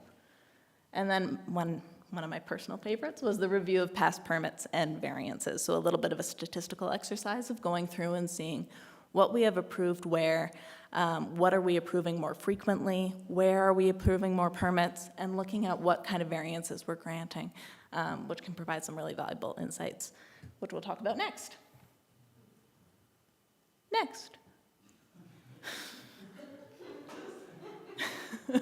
One of the key things that we identified was that the bylaw was long and difficult to navigate. Not surprising, that's a pretty common piece of feedback to hear from land use bylaws all across Alberta. They are cumbersome documents that are quite extensive. So looking at specifically how ours, we can format it and have layout elements to make it a little bit easier to manage and find what information you're looking for. Another piece was some inconsistent approaches to regulations, and that does happen in the life of a land use bylaw. You do adopt new districts, new uses, make common amendments, and through that you come up with different ways of assessing height or density, whether it's floor area ratio or units per hectare or acre in some cases. So trying to find some consistency there where it's appropriate was something that we identified as being valuable. We also noticed there was a significant reliance on direct control districts, not necessarily a good, right, wrong, or indifferent thing, but it was an observation. Over 40% of the land in the town of Canmore is covered by a direct control district. So taking a step back and thinking philosophically, what is the role of a direct control district? Where do we want to apply it? taking a look at it from the perspective of, are we meeting the intent of a direct control district? Where is a direct control district appropriate versus where can we use a conventional district? Those kinds of questions were things that we really wanted to look into in more detail during the best practice review. There was also some land use districts that seemed to be a little redundant. There wasn't very many significant differences between the two, or if there were, what other kind of land use bylaw drafting mechanisms can we use, for example, an overlay district, or overlay within a district, can we use to reduce the number of districts but still get the minutia of control over development. And then my favorite again, the frequent need for variances. So if we are granting variances to the same provision over and over and over again, it does beg the question, why? What is the purpose of that section? If we're granting a variance all the time, does it need to just be part of the bylaw? So that was some really interesting data to get behind, and we're excited to charge forward in the best practice review and see how that information can guide us. There's also, again, the philosophical discussion around the purpose of a variance. In the town, we tend to use it more as an incentive bonusing tool. So thinking again and looking at best practices to see if there's other mechanisms that we can use rather than a variance that might be more appropriate. There's also a mix of rules versus guidance in the land use bylaw, which is kind of blurring the lines between the land use bylaw as a regulatory document versus a policy document. So making sure that we have the land use bylaw actually providing and serving its function, rather than also trying to fill some sort of policy gap. So looking at how other communities dance around this fine line will hopefully provide us with some insight on how we can address that at the town. The prescriptive design standards were one of the things that really popped up during the interest holder discussions. We have a very hefty urban design guideline section in the land use bylaw, and it kind of also blurs the line between rules and guidance, but it's also pretty prescriptive. So taking a step back and thinking, is that what we want in the town going forward, and engaging with industry to see what they had in mind, and also looking at best practices to see how other mountain communities that have a similar look and feel to us, how do they dance this dance. Another item that Josh really touched upon was community priorities that weren't fully supported. One of the key ones that comes up frequently is affordable housing. So looking at how we can draft a land use bylaw that really supports affordable housing, providing the kind of range in housing options, providing certainty in development permit issuances, things that can help achieve the ultimate goal of providing affordable housing. There's other community priorities, of course, that we also want to take a look at and see how other communities have integrated those priorities into their bylaws. For example, climate resiliency, wildlife existence. And then another one of my favorites is the terminology and definitions. There's always, again, with any bylaw that hasn't ideally been first resurrected from the ground up, there's some gaps. There's some uses that haven't been defined. Maybe we're regulating within a use as opposed to just defining within a use. So taking a look and making sure that our definitions are really purposeful, that they're consistent across our documents, and that we have definitions and terms consistently used and defined where we need them. There's also the element of some regulations being unclear or unnecessarily complex. I don't know if anybody has read our green building section, for example, but it's a little convoluted. So there's a couple of sections of the bylaw that we can take a look at and really keep it simple. Make sure that we're saying what we mean in fewer words and being clear. Next. So the next steps for this project will be to publish the issues report, which is a summary of the findings that we've had through this stage of work. That will be occurring in the coming weeks. October to December will be the best practice review, not breast practice review. And really that's taking the issues and using those as our little ships that we set off and guide the best practice review. That will inform a pathways report that will provide us with a menu of options on how we could potentially address some of these issues, provide us with some ideas. Maybe some don't work for the town of Canmore, maybe an amalgamation of some work. And then we'll do engagement on those particular options. Maybe industry has a better idea. Maybe there's some things that we haven't thought of or the best practice review hasn't turned up. And then after that engagement, and we have our pathways report, we will begin the fun, exhilarating, glorious task of drafting the bylaw. Next. Questions, comments? Thank you very much. And I agree with you.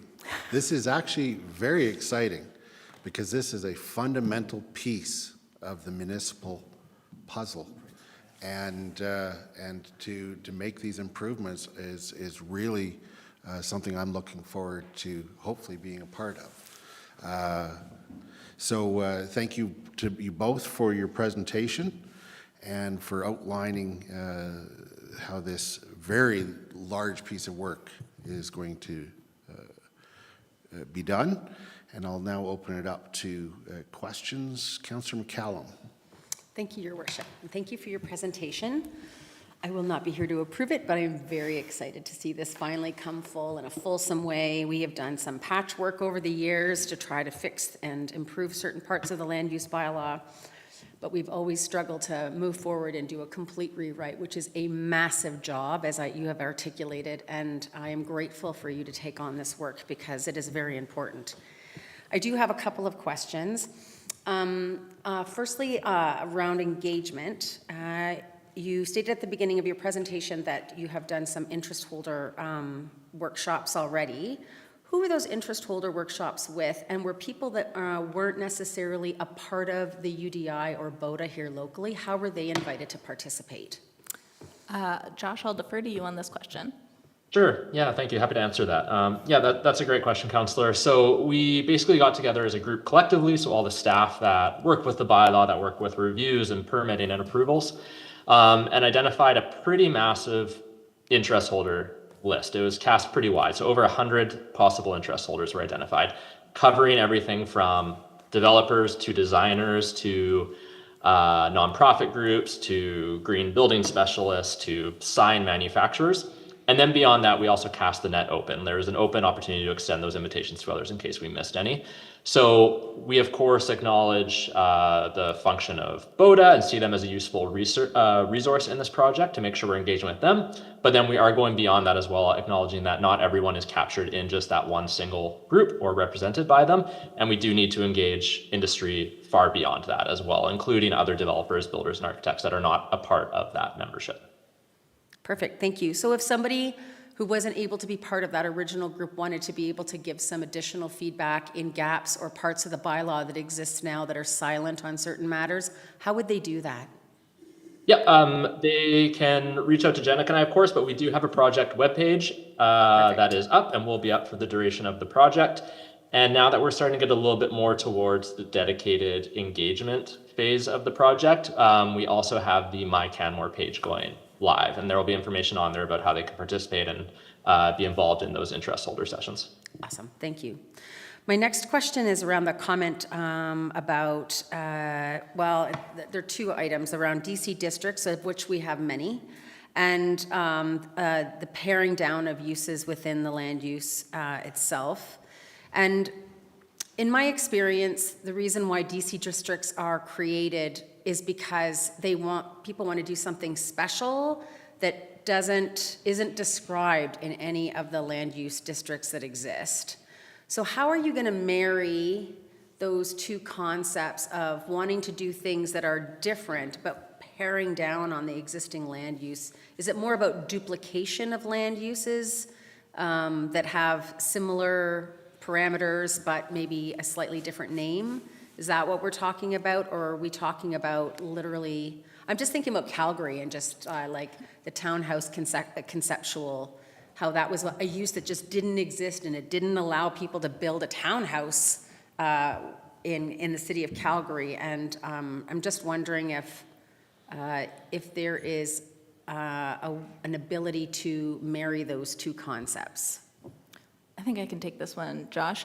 I think this also kind of leads to a philosophical conversation about a little bit about equity.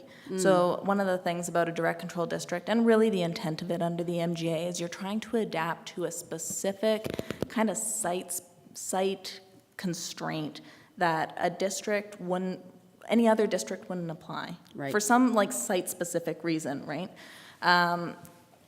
It often happens that if a district doesn't exactly fit right, you don't want to go necessarily to amending that whole district because then you have to engage with everybody who's already within that district.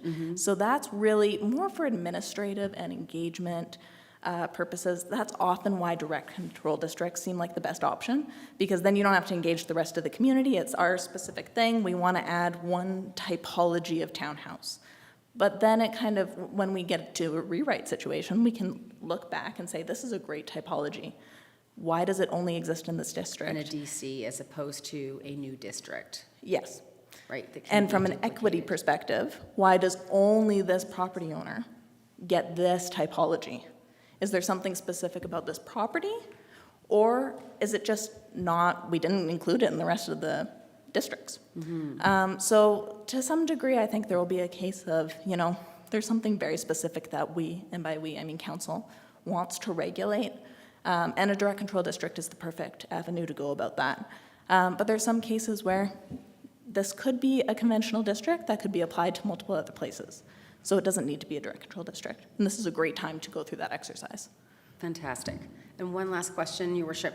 In terms of innovation, will we be looking towards more innovative typologies or land use within this rewrite? Will we be engaging with outside, perhaps not necessarily developers, but practitioners that are providing different types of some new things that are new to Canmore, and maybe small communities in general that are becoming more popular in other communities across the country? Absolutely. So we have engaged 3 separate consulting firms to help fill in the gaps of our best practice review. And they're pretty diverse in their experiences. One is Canmore-based, one is Alberta-based, another one has a little bit more specific planning and policy and land use bylaw rewrite specific experience. So we've got a good breadth of resources we can call upon, also Josh and my own experience. So we definitely will be looking outside. In terms of innovation, we'll take a lot of guidance in terms of pathways and options from the MDP and how much guidance the MDP has in being innovative.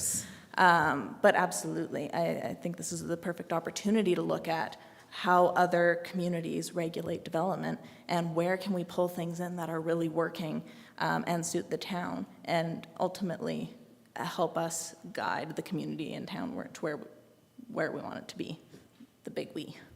Thank you very much. I appreciate your answers. Thank you, Councillor. Any other questions? Councillor Ma. Thank you, Worship. You guys get all the crazy projects. This is a big one. So the existing land use bylaw is about 600 pages. And in your guys' mind and eye of success, like I'm assuming it's going to get smaller, right? How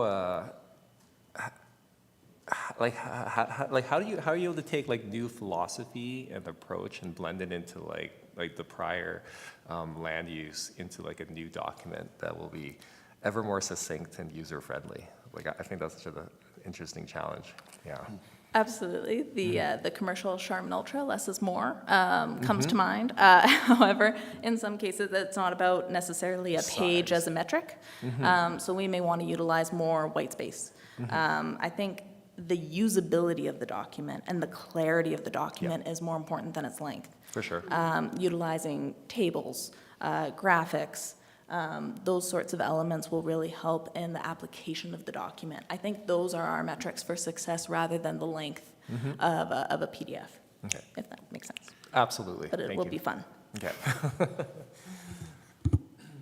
In a way, I mean, I know we want to know what the picture will look like, but the artists are just looking at a blank slate right now, or blank canvas, and so stay tuned, I think, is probably the answer. Councillor Faubert. Thank you, Your Worship, and thank you, Mr. Cairns, for your presentation. Community engagement is one of the pillars of Council's strategic plan, and public participation in this work is going to be key to its success.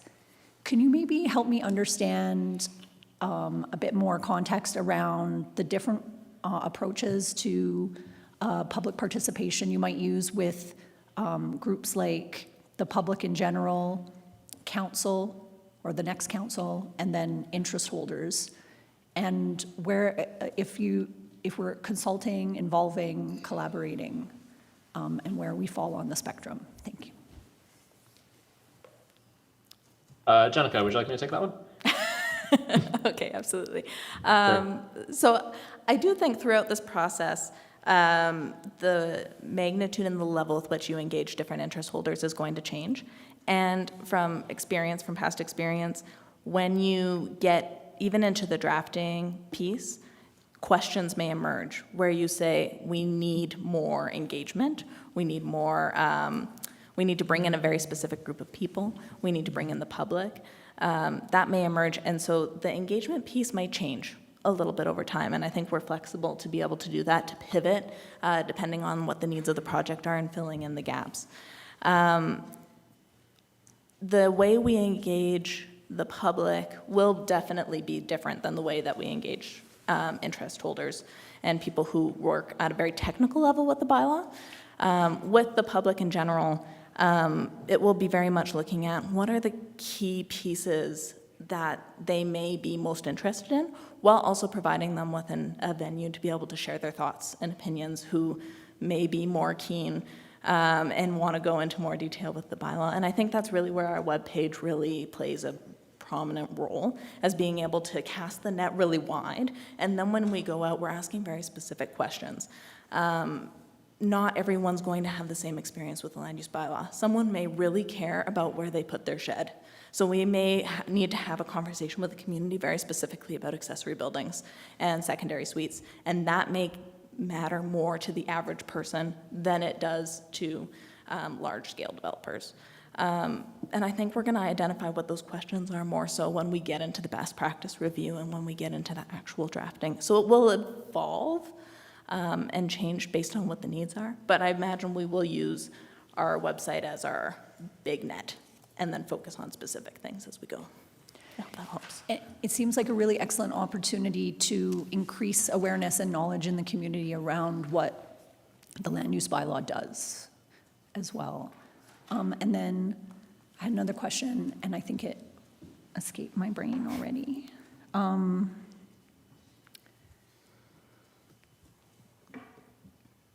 Yeah. We can come back to you if your question resurfaces. Councillor Graham. Thank you, Your Worship. Thank you both for your presentation.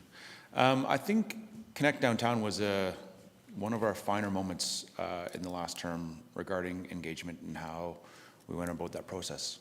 But there were some things we learned from that, and I want to know how those learnings will be taking forward into a process fairly similar into the land use bylaw rewrite.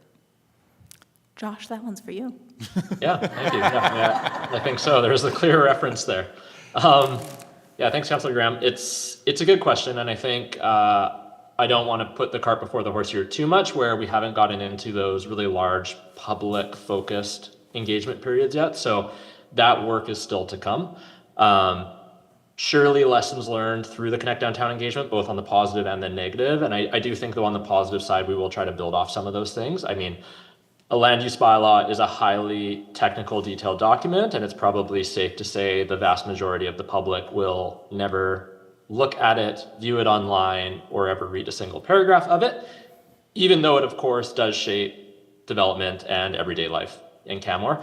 So we will take that same approach with Connect Downtown, of at least making sure that we are engaging people in more innovative, exciting ways where we can actually bring what is a highly detailed regulatory document to them, but in a way that is approachable and gives them opportunities to imagine what that can actually look like, and give them opportunities to weigh in and provide input in a way that is actually useful and beneficial for them. So being respectful of their time and level of familiarity, which may be high or low.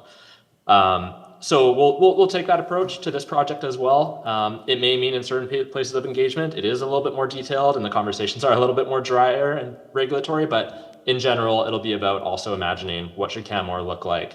How can we do these things in a way that helps positively shape the community? I found rock concerts really helped with the dryness of public use documents. But, and you mentioned that there's a website a couple of times. Do we have a URL for that yet? Yes, we do. So it is on the our projects webpage. There will always be a standing link there for any current projects, same as engineering projects that are underway.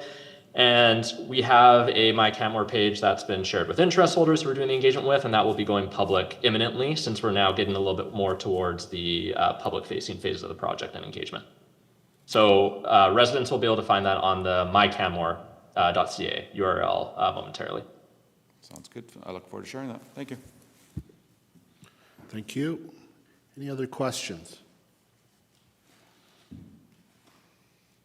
Okay, I don't see any, so thank you again, Mr. Cairns, Ms. Collette, for your presentation and answering our questions, and really wishing you well throughout this process. It is a lengthy process, it's a detailed process, but it's going to be a process that will serve our community very well, I'm sure. So thank you. Now we're going to go to our final public item, and that is I3, the Family Connection Center update. Ms. Jamieson, welcome to council, and whenever you're set up, no rush, the microphone will be yours. Thank you.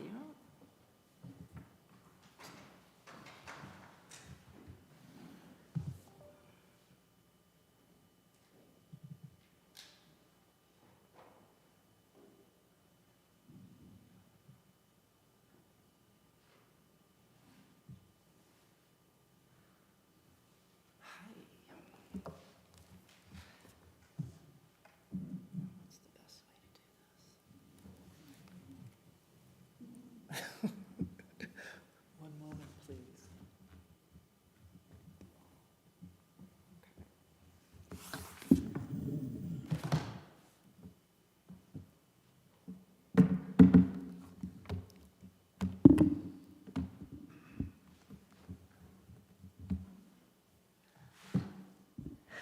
We're almost there.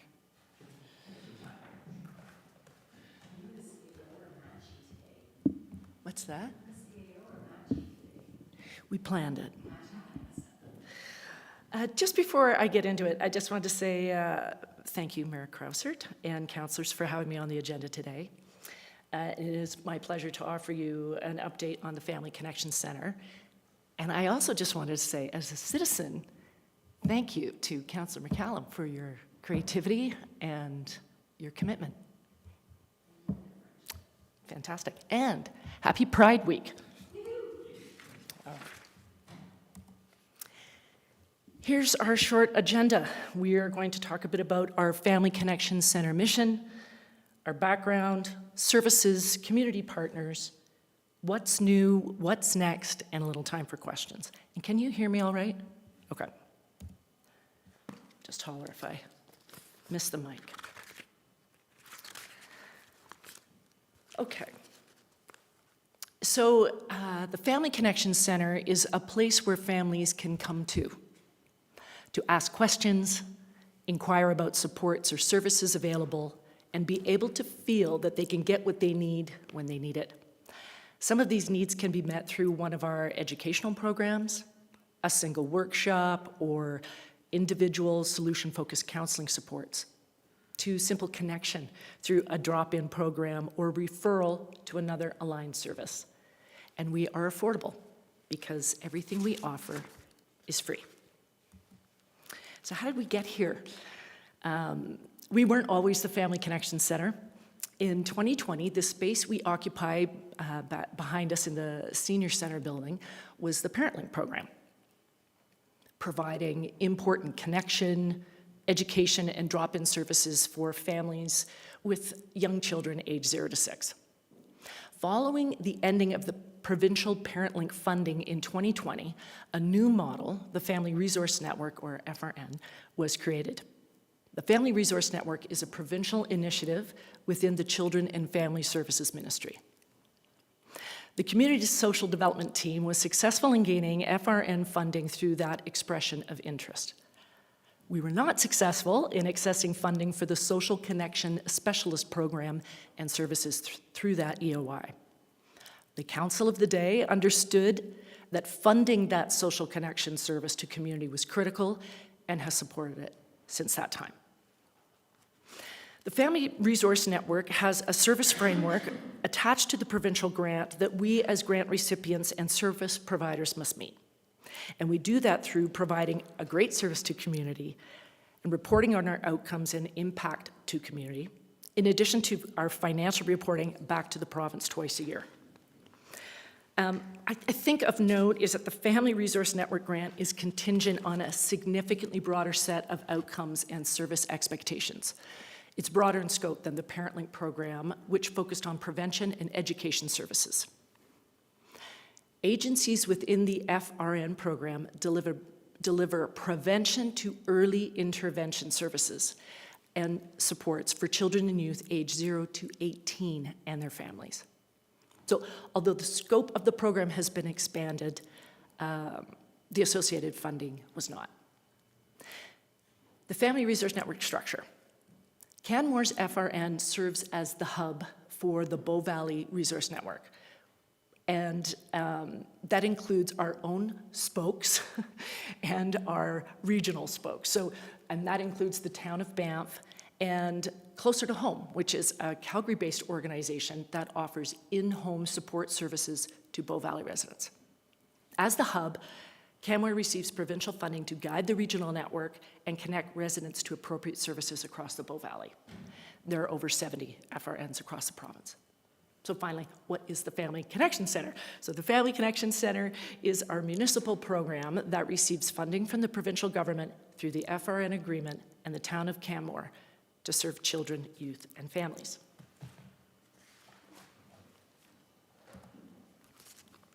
It's all working. All right, so what services do we provide? Individual and family supports. One-on-one support is available through our family support workers. Those are funded through the spoke part of the model. Our teams work with families to identify needs, set goals, and build capacity.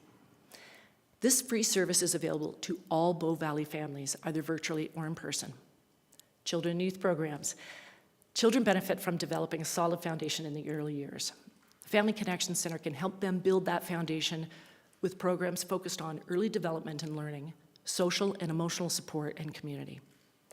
We offer various programs like life skills workshops for children and youth ages 0 to 18, like our cooking club, artful conversations, loose parts play, get messy, etc. We offer parent and support and education. These programs empower parents and caregivers to create safe, responsive, and nurturing environments, fostering the healthy development of children and youth. We offer programs such as parent discussion groups like Can We Talk, sleep programs, language development, sibling rivalry, and more. Social connections. This position is funded solely by the town, and this position creates and facilitates innovative programs providing drop-in, low-barrier programming for children and youth age 0 to 6, with an opportunity to connect and build community. Some examples of these programs are sensory-friendly playtime, helping children regulate emotions and calm their nervous systems. Mini Mingles Drop-In, a welcoming space for infants and their caregivers to connect and grow, and Toys Together, and embracing outdoor play. You can find all of these programs and services listed on the Family Connection page on the Town of Canmore website, and our programs are listed on a community calendar.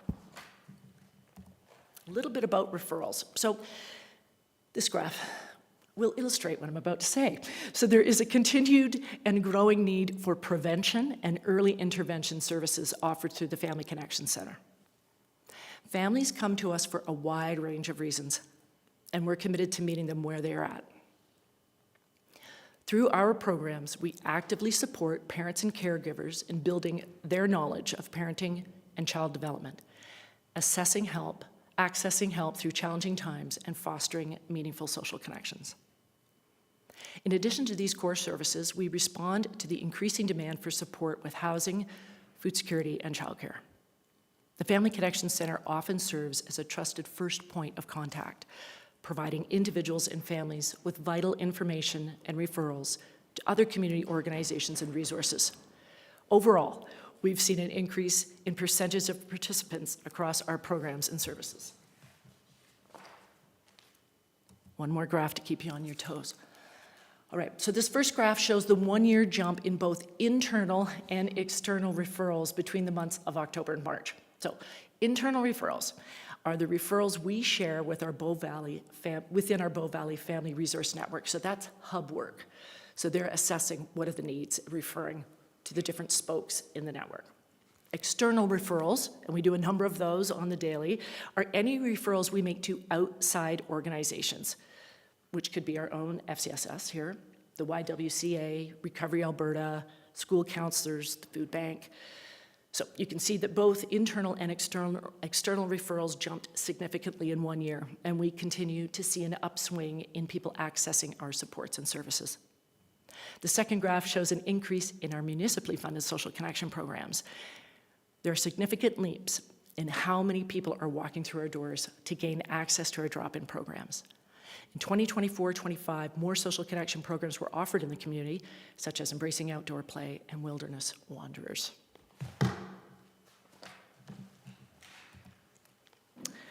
Community partners, a whole lovely list up here. Community is integral to our overall functioning as an organization. Here are some of the organizations we collaborate with and businesses that we worked with throughout the year. And I wanted to highlight that the Wim and Nancy Powell Foundation granted $15,500 for the 2024-25 year to support additional childcare supports and meals for our parenting workshops and similar enhancements for our summer programming. And we are grateful for their support. Getting the hang of the back and forth here. All right, what's new for our Family Connection Center? So over the past several years, our team has been intentional in laying a strong foundation and building a resilient framework to increase public awareness of the Family Connection Center and its contributions to the community. So I just want to share a few highlights. We've seen a notable increase in referrals and engagement from new participants, many of whom have not accessed our services in the past. A branding exercise helped us define our identity and communicate more clearly who we are and what we offered. And this has really strengthened our ability to share resources, make referrals, and collaborate more effectively with community partners. Our internal partnerships across the Bow Valley have grown stronger, allowing us to support families more holistically and responsively. Through our Early Years Alliance, we've built a network of professionals, ranging from childcare providers, dietitians, to therapists, library staff, Indigenous representatives, and allied health specialists, with 15 to 20 members attending regular meetings every 6 to 8 weeks. This group continues to be a powerful platform, collaboration, and shared learning. Over the past year, we've deepened our relationships with local schools and expanded our presence at community leadership tables. So what's next? This is a transition year for FRN grant funding. This marks our final year of confirmed funding under the current Family Resource Network agreement, which concludes March 31st, 2026, and will not be extended. So the province has announced just last week that a new application process for FRN funding will open later this month, with successful applicants receiving grants beginning April 1st, 2026. Applications will be evaluated based on alignment with the grant funding guidelines. FRNs remain the ministry's primary vehicle for delivering prevention and early intervention programming for children, youth, and families across Alberta. I highlight that early intervention because that takes us right up to the door of child intervention. So that's part of our expanded scope. So we will continue to build and nurture strong relationships with local schools, health providers, and community organizations.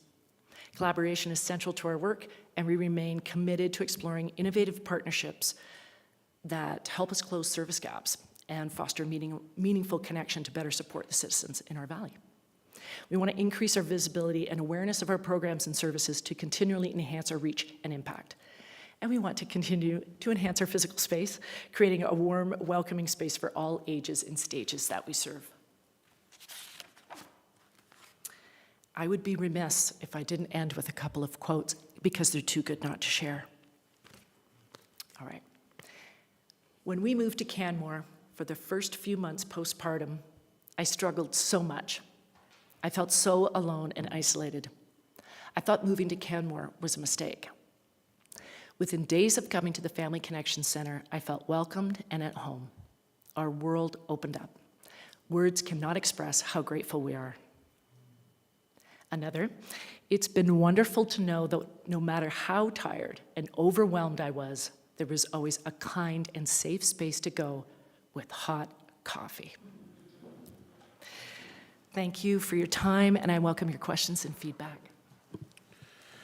Thank you, Ms. Jameson, for that wonderful update and presentation. I just have to say, I love the new branding. Oh, good. I love the way it's been applied across the electronic materials on the door Isn't it great? of going into the Connection Center. It's wonderful. So Thank you. really appreciate that. And I really appreciate the work that you and your team do in this regard. As was shown by these quotes, it's, you know, it is literally life-changing. You know, this is really important stuff. A predecessor of this type of connection years ago put on by the town, my spouse was involved with our little ones, and it really made those connections. And you need those connections. That's so important for community. So thank you. You're welcome. And I'll just open it up here to questions. Councillor Graham. Thank you, Your Worship. Yeah, I recall being a newly divorced single father of a young man, and how important that place was for me at that time. But you're making me really nervous. Can you tell me what percentage of the budget is provincially funded, town funded, and then maybe externally funded? Provincial funding is about 70%, and the town leaning in about 30%. Actually, a little more than that, 65-35. That portion from the POW was extra services we wanted to provide because we could see there was a need that our provincial and municipal dollars weren't covering. It's a lot easier for families to show up for parent ed courses if the littles are getting fed and if they can have a hot stew, because it's usually over the dinner time that we can offer programs. People are finished work and they haven't put their kids down yet, so they leaned in and supported us with that. I wouldn't want to leave with the impression that that this grant won't be coming. It's that we had an extension for a year. We knew this was coming. We knew the timeline was ending. What they haven't done is they haven't shared the grant application itself. They've just indicated that's coming in the next couple of weeks. Things could change. I anticipate that we will be successful. There's more that we are interested in applying for. So we'll see how everything shakes out. But what the province did share at a meeting we were at last week was that the fulsome budget has been approved. How it's divided up amongst communities, that remains to be seen. Do you know was that budget increased, decreased, stayed No, the same? it has not increased. It has stayed the same. Thank you, Ms. Jameson. Councillor Faubert. Thank you, Your Worship, and thank you, Ms. Jameson, for your presentation. The number of participants have increased significantly over the past couple of years. Any context as to why those numbers are increasing? And then are we able to meet the needs if they were to continue to increase as well? Great question. I think there's two reasons here for our increase. Part of it is the work we've been doing to get out into community and build relationships. So folks know we're there and they're getting, it takes a while when a new service or expands and changes its focus a bit. And I think folks were used to, the beloved Parent Link program, but this really is a broader service. So it's taken a little bit to get into community and connect with the schools to say, hey, this is what we offer now, this prevention to early intervention. So that's a large part of why the numbers have increased. We don't have detailed data about the increase in why folks are coming. We know what they're here to, what they want from us in terms of services and programs. We're also noticing it in FCSS. We are seeing more clients come through with greater need. That's how I would answer that. And could you ask me your second question again? I think I've forgotten it. I think it was, if it continues to increase, do we have capacity issues? So I think with our current complement of staff, which is our key resource in the work that we do, yeah, I think we will feel a challenge as the need increases. We see that in all ways across the community, any department. So we would have to look at what our service level would be, or how do we mitigate that with different funding model. Yeah. And then I'm curious, do we, like, the more services we provide, the more people we reach, do we get more money? Is it like, is that a thing? The province has not indicated that. Okay, no. So it's not connected to the size of the service. We have a limited amount of money, and then we make magic with that.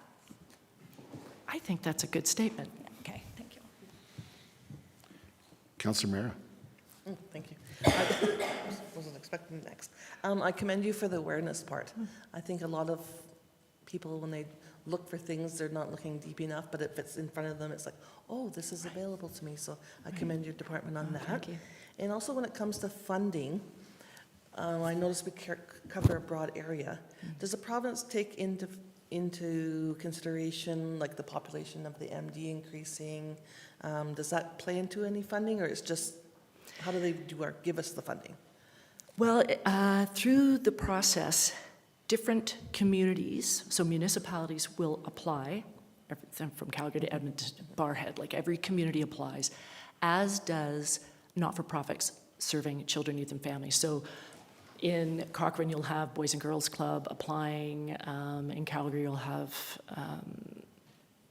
any of the group homes, like all sorts of those muscular not-for-profits. We don't really have that here, so that'll be largely coming from us as a municipality, our application. So right now, there's 70 FRNs across the province that will be reapplying, looking for dollars. So that's our next challenge, is making sure that we're successful in gaining those dollars.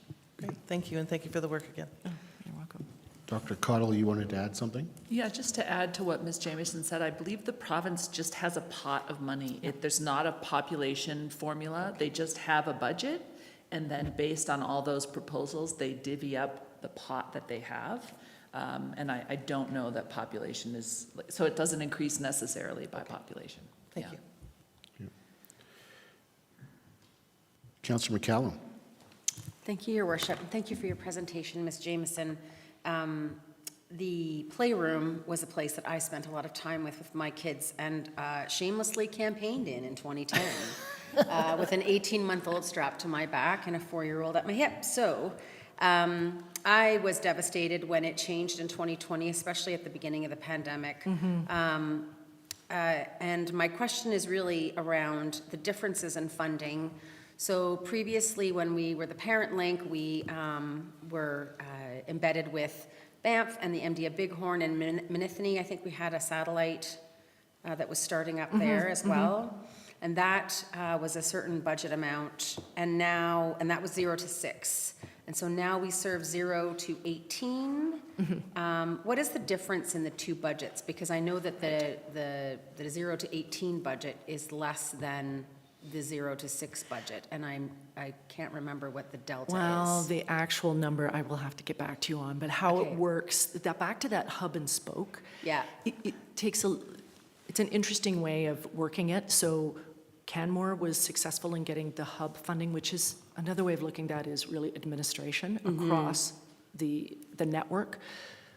It is really unique how they're doing it, different from FCSS for sure, because this is a network model. So Banff was successful in getting a spoke for 0 to 6 with the social connection piece. Okay. So they were successful in that funding. We were not. We were successful in getting different spoke funding, and that is for 0 to 18, but not social connection. Okay. It is more parent education and one-on-one supports. I could go down a real rabbit hole with some of the language, but really it's broadly, they put it in universal programming, targeted programming to intensive, which would sit more on the one-on-one early intervention work. On the nation, they have their own spoke and their own staff. We are trying to, we try to connect through the Early Years Alliance and try to harmonize some of the work. They've had a bit of staff turnover, but it's happening. So it's kind of an exciting time. In terms of serving, ID9 to some of the MD villages, hamlets along the highway, we do serve them when their population comes to our programs and services. Okay. We don't offer programs out there necessarily, although our family support workers can go out and do supportive work in the home. Gotcha. Thank you so much. You're welcome. And thank you for the work that you do and all the people that work in your It department. is my privilege. They touch the people of our community every day. Thank you. You're welcome. Looking to see if there are any other questions. Okay, I don't see any. Thank you very much. Thank you very much, Ms. Jameson. Okay, so the last item up is a closed session, but I'm going to use my mayoral prerogative to say a few words, given that this is the last meeting of, well, this is the last meeting of this council, and it's the, we know it's the last meeting for Councillor McCallum.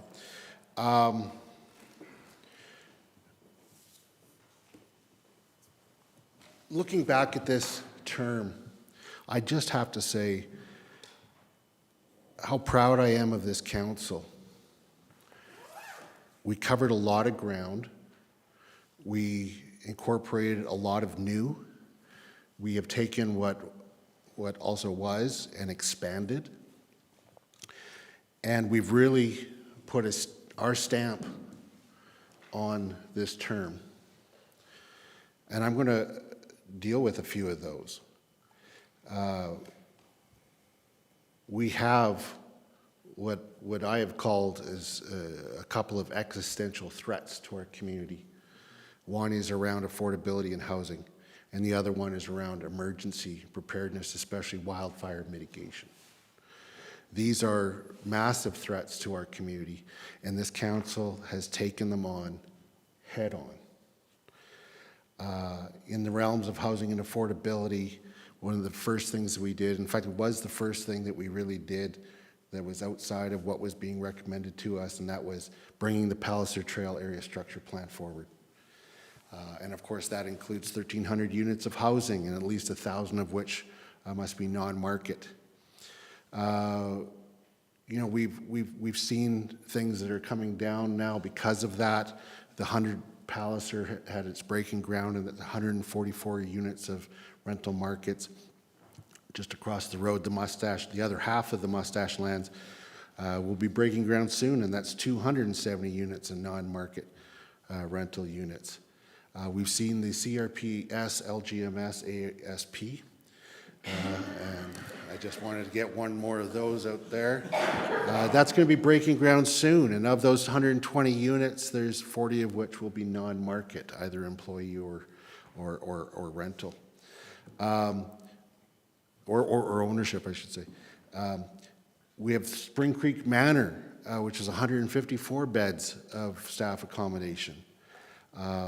Of course, with the approval of the Three Sisters Village Area Structure Plan in Smith Creek, there is approximately 2,200 units of non-market housing over the next few decades.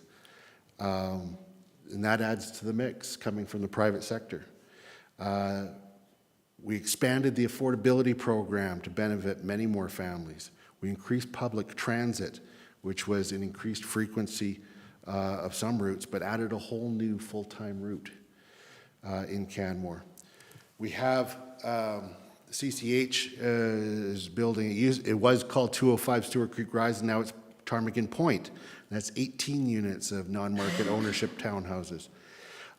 We adopted a new incentive program after our experience with 900 Railway Avenue, where there's going to be 59 rental units that are going to be for residential use only. And of course, we've limited the expansion of tourist homes and working to remove illegal tourist homes that would affect our inventory. With regards to wildfire mitigation and emergency preparedness, we jumped onto the Voyant Alert, and that has been extremely well adopted in the community, and there's still opportunity for people to get on board with that as the first line of emergency communications. We've advocated for, we were granted, and we've started construction of a community Fireguard, which is huge. We continue FireSmart activities, and we've started a neighborhood FireSmart program. We've updated all of the emergency planning documents, added plans for smoke and heat, and created a regional emergency management advisory committee. And we've added a regional coordinator and a regional FireSmart positions. We've approved the climate emergency action plan. We've done a lot of work also with respect to human and wildlife coexistence.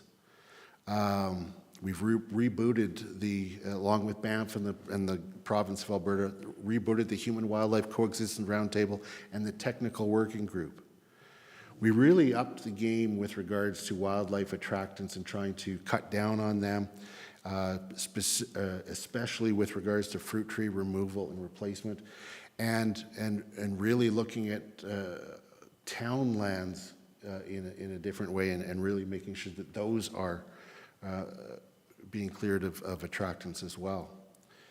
We successfully advocated for wildlife exclusionary fence along Highway 1, which hopefully will be implemented in 2026.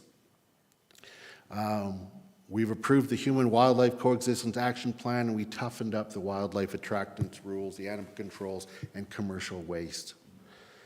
You know, there's many more successes. The Town Center ARP, we deepened and I think strengthened relationships with our Indigenous neighbors, in particular the First Nations of the Stoney Nakoda.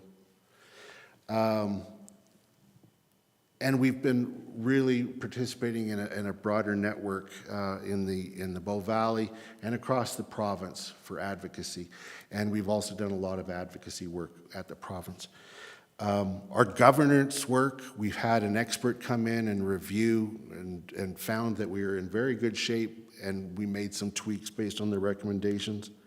We also now have a regular governance consultant, and we've implemented a process of regular debriefing of meetings, not on the substantive items, but on the process.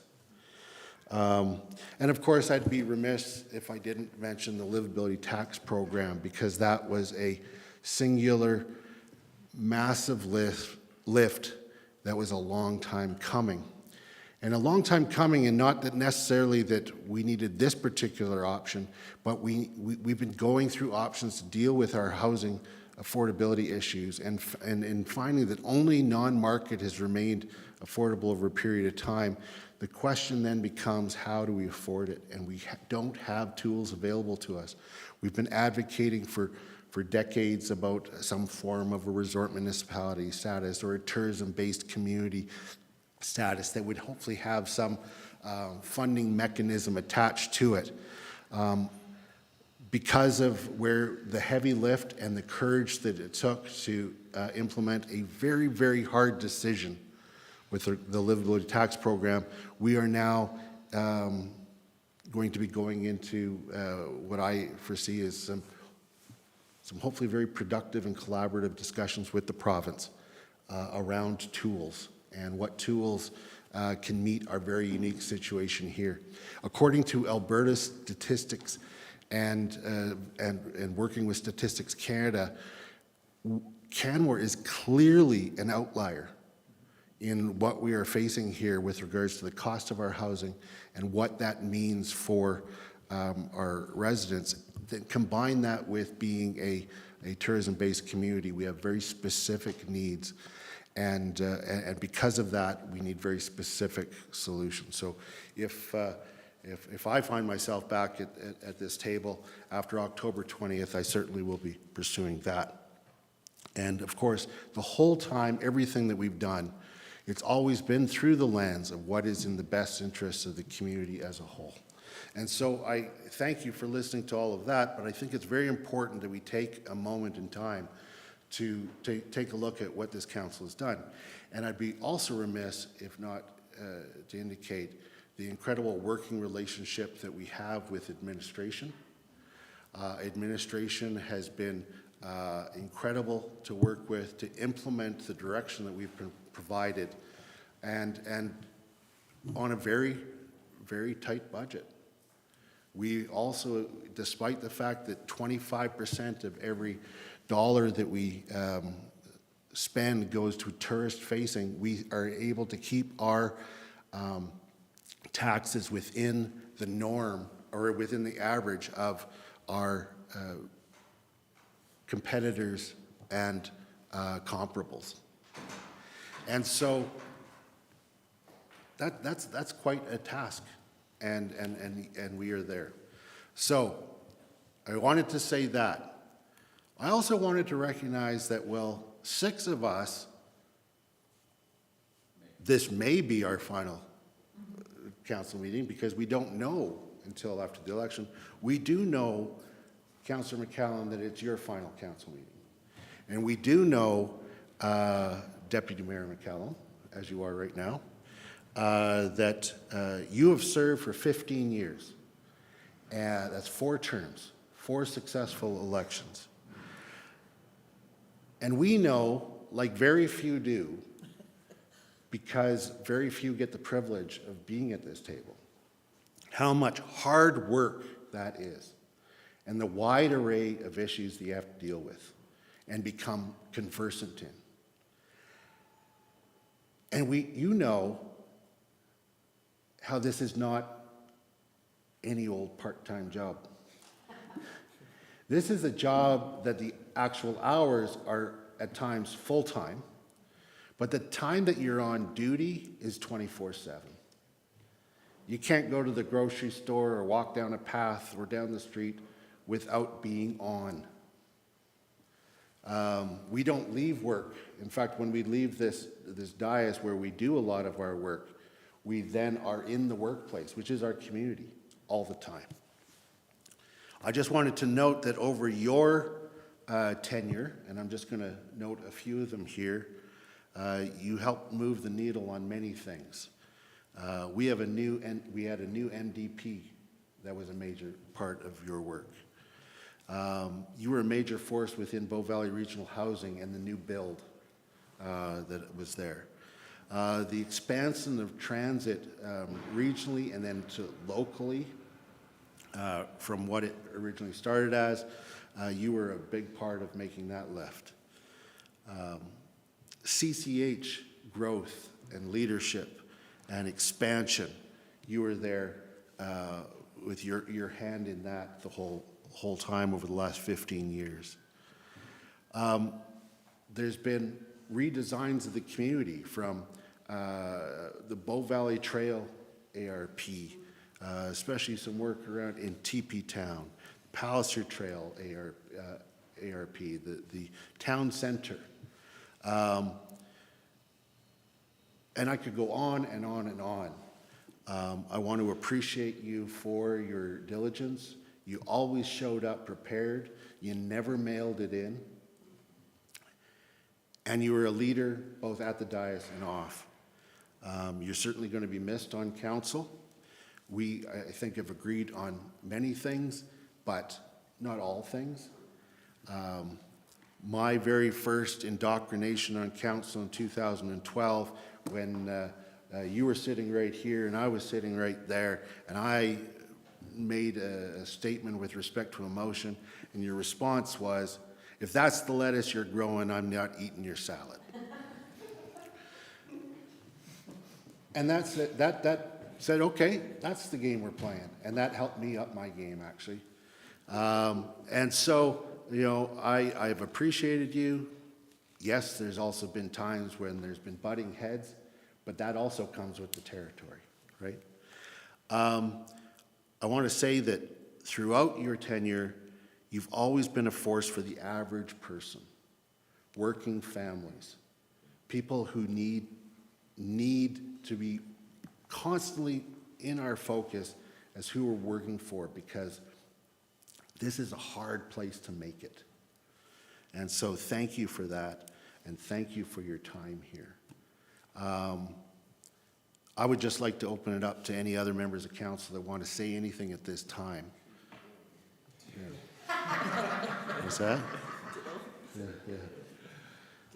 Councillor Hillstad? I said I should have used my ditto here, but I used it earlier. Okay, So. yeah. You used up your ditto. You have many dittos to give. I know. I'll give it another ditto then. I concur. Okay. Anyone else wishing to say anything at this time? Okay, Councillor Graham. Yeah. I didn't prepare anything for this moment, but I've learned a lot from you. Surprising. A bit. Yeah, you know, the idea of getting 15 years into this is not something I even want to contemplate. And you've taught me a lot this term. Thank you.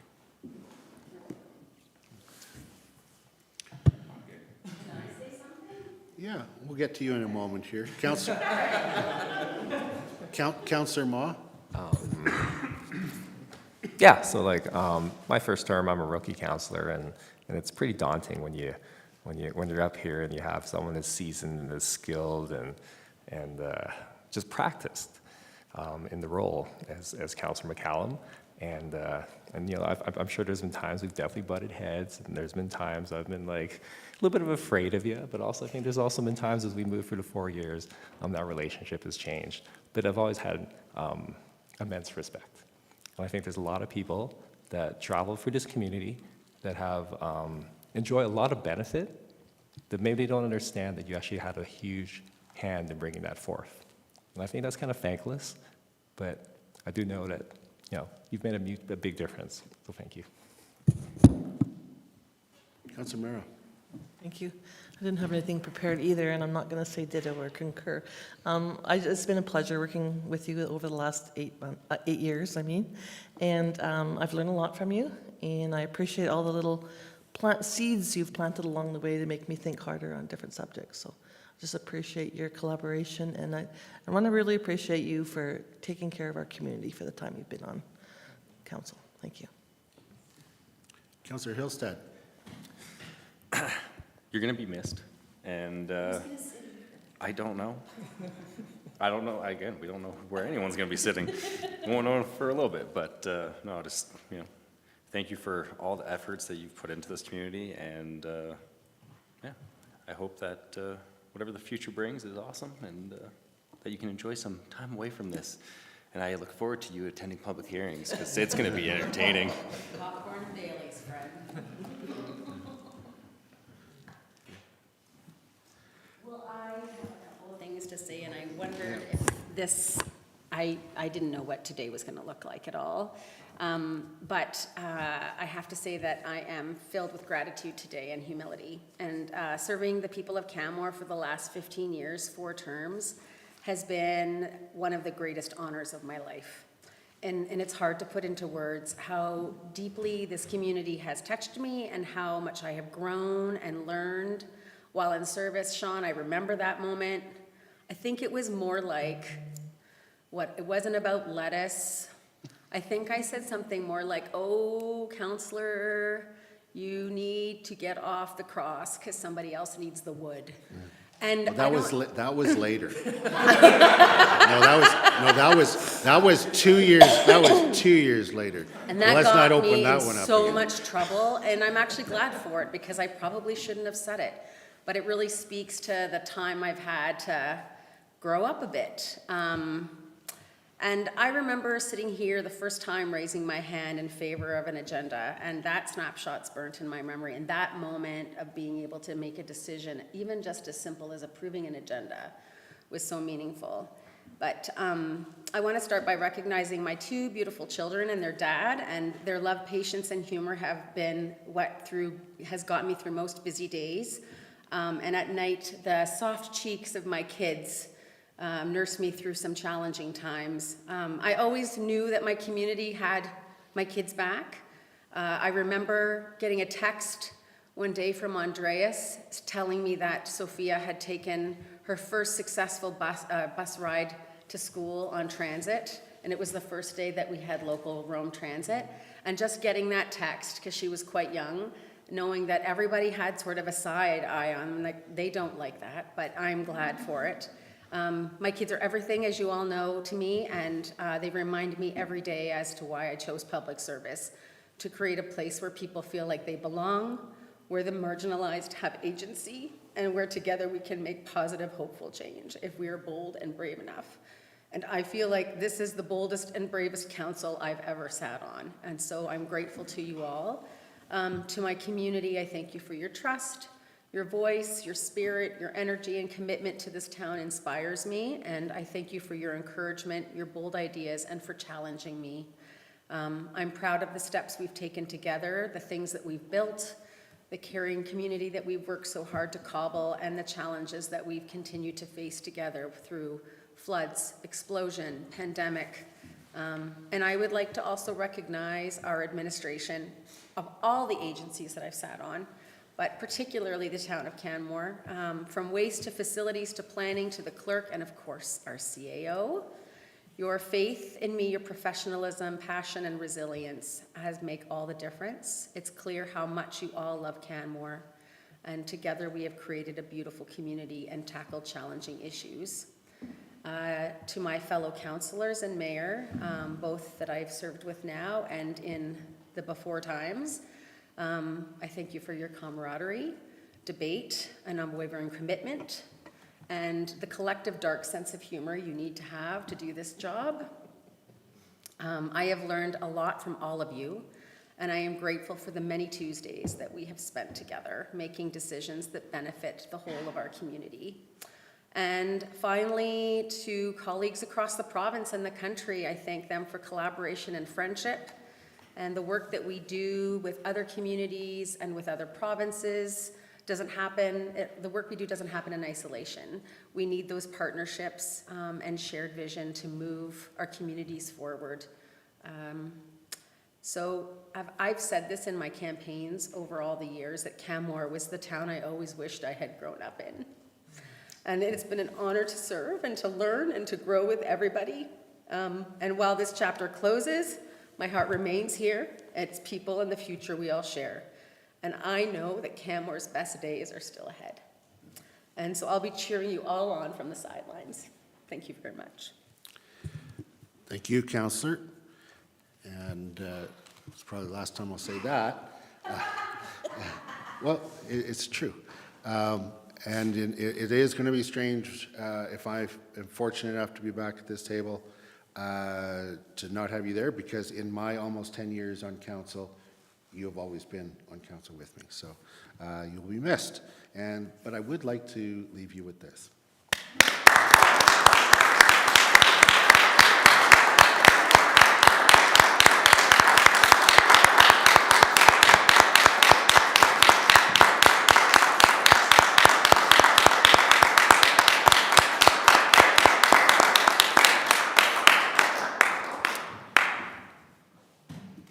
And so thank you for the indulgence of my mayoral prerogative there. So with regards to this meeting, the last official meeting of this council, we do have a closed session remaining, but there will be no decisions being made coming out of that meeting. And so we will be ending the streaming for this meeting when we go into closed session. So I will move that council close the meeting to the public to prevent disclosure of information that is subject to any type of legal privilege, including solicitor-client privilege or parliamentary privilege, in accordance with Section 32, Sub 1, Sub A of the Access to Information Act. Call the question. All those in favor? Carried unanimously. Okay.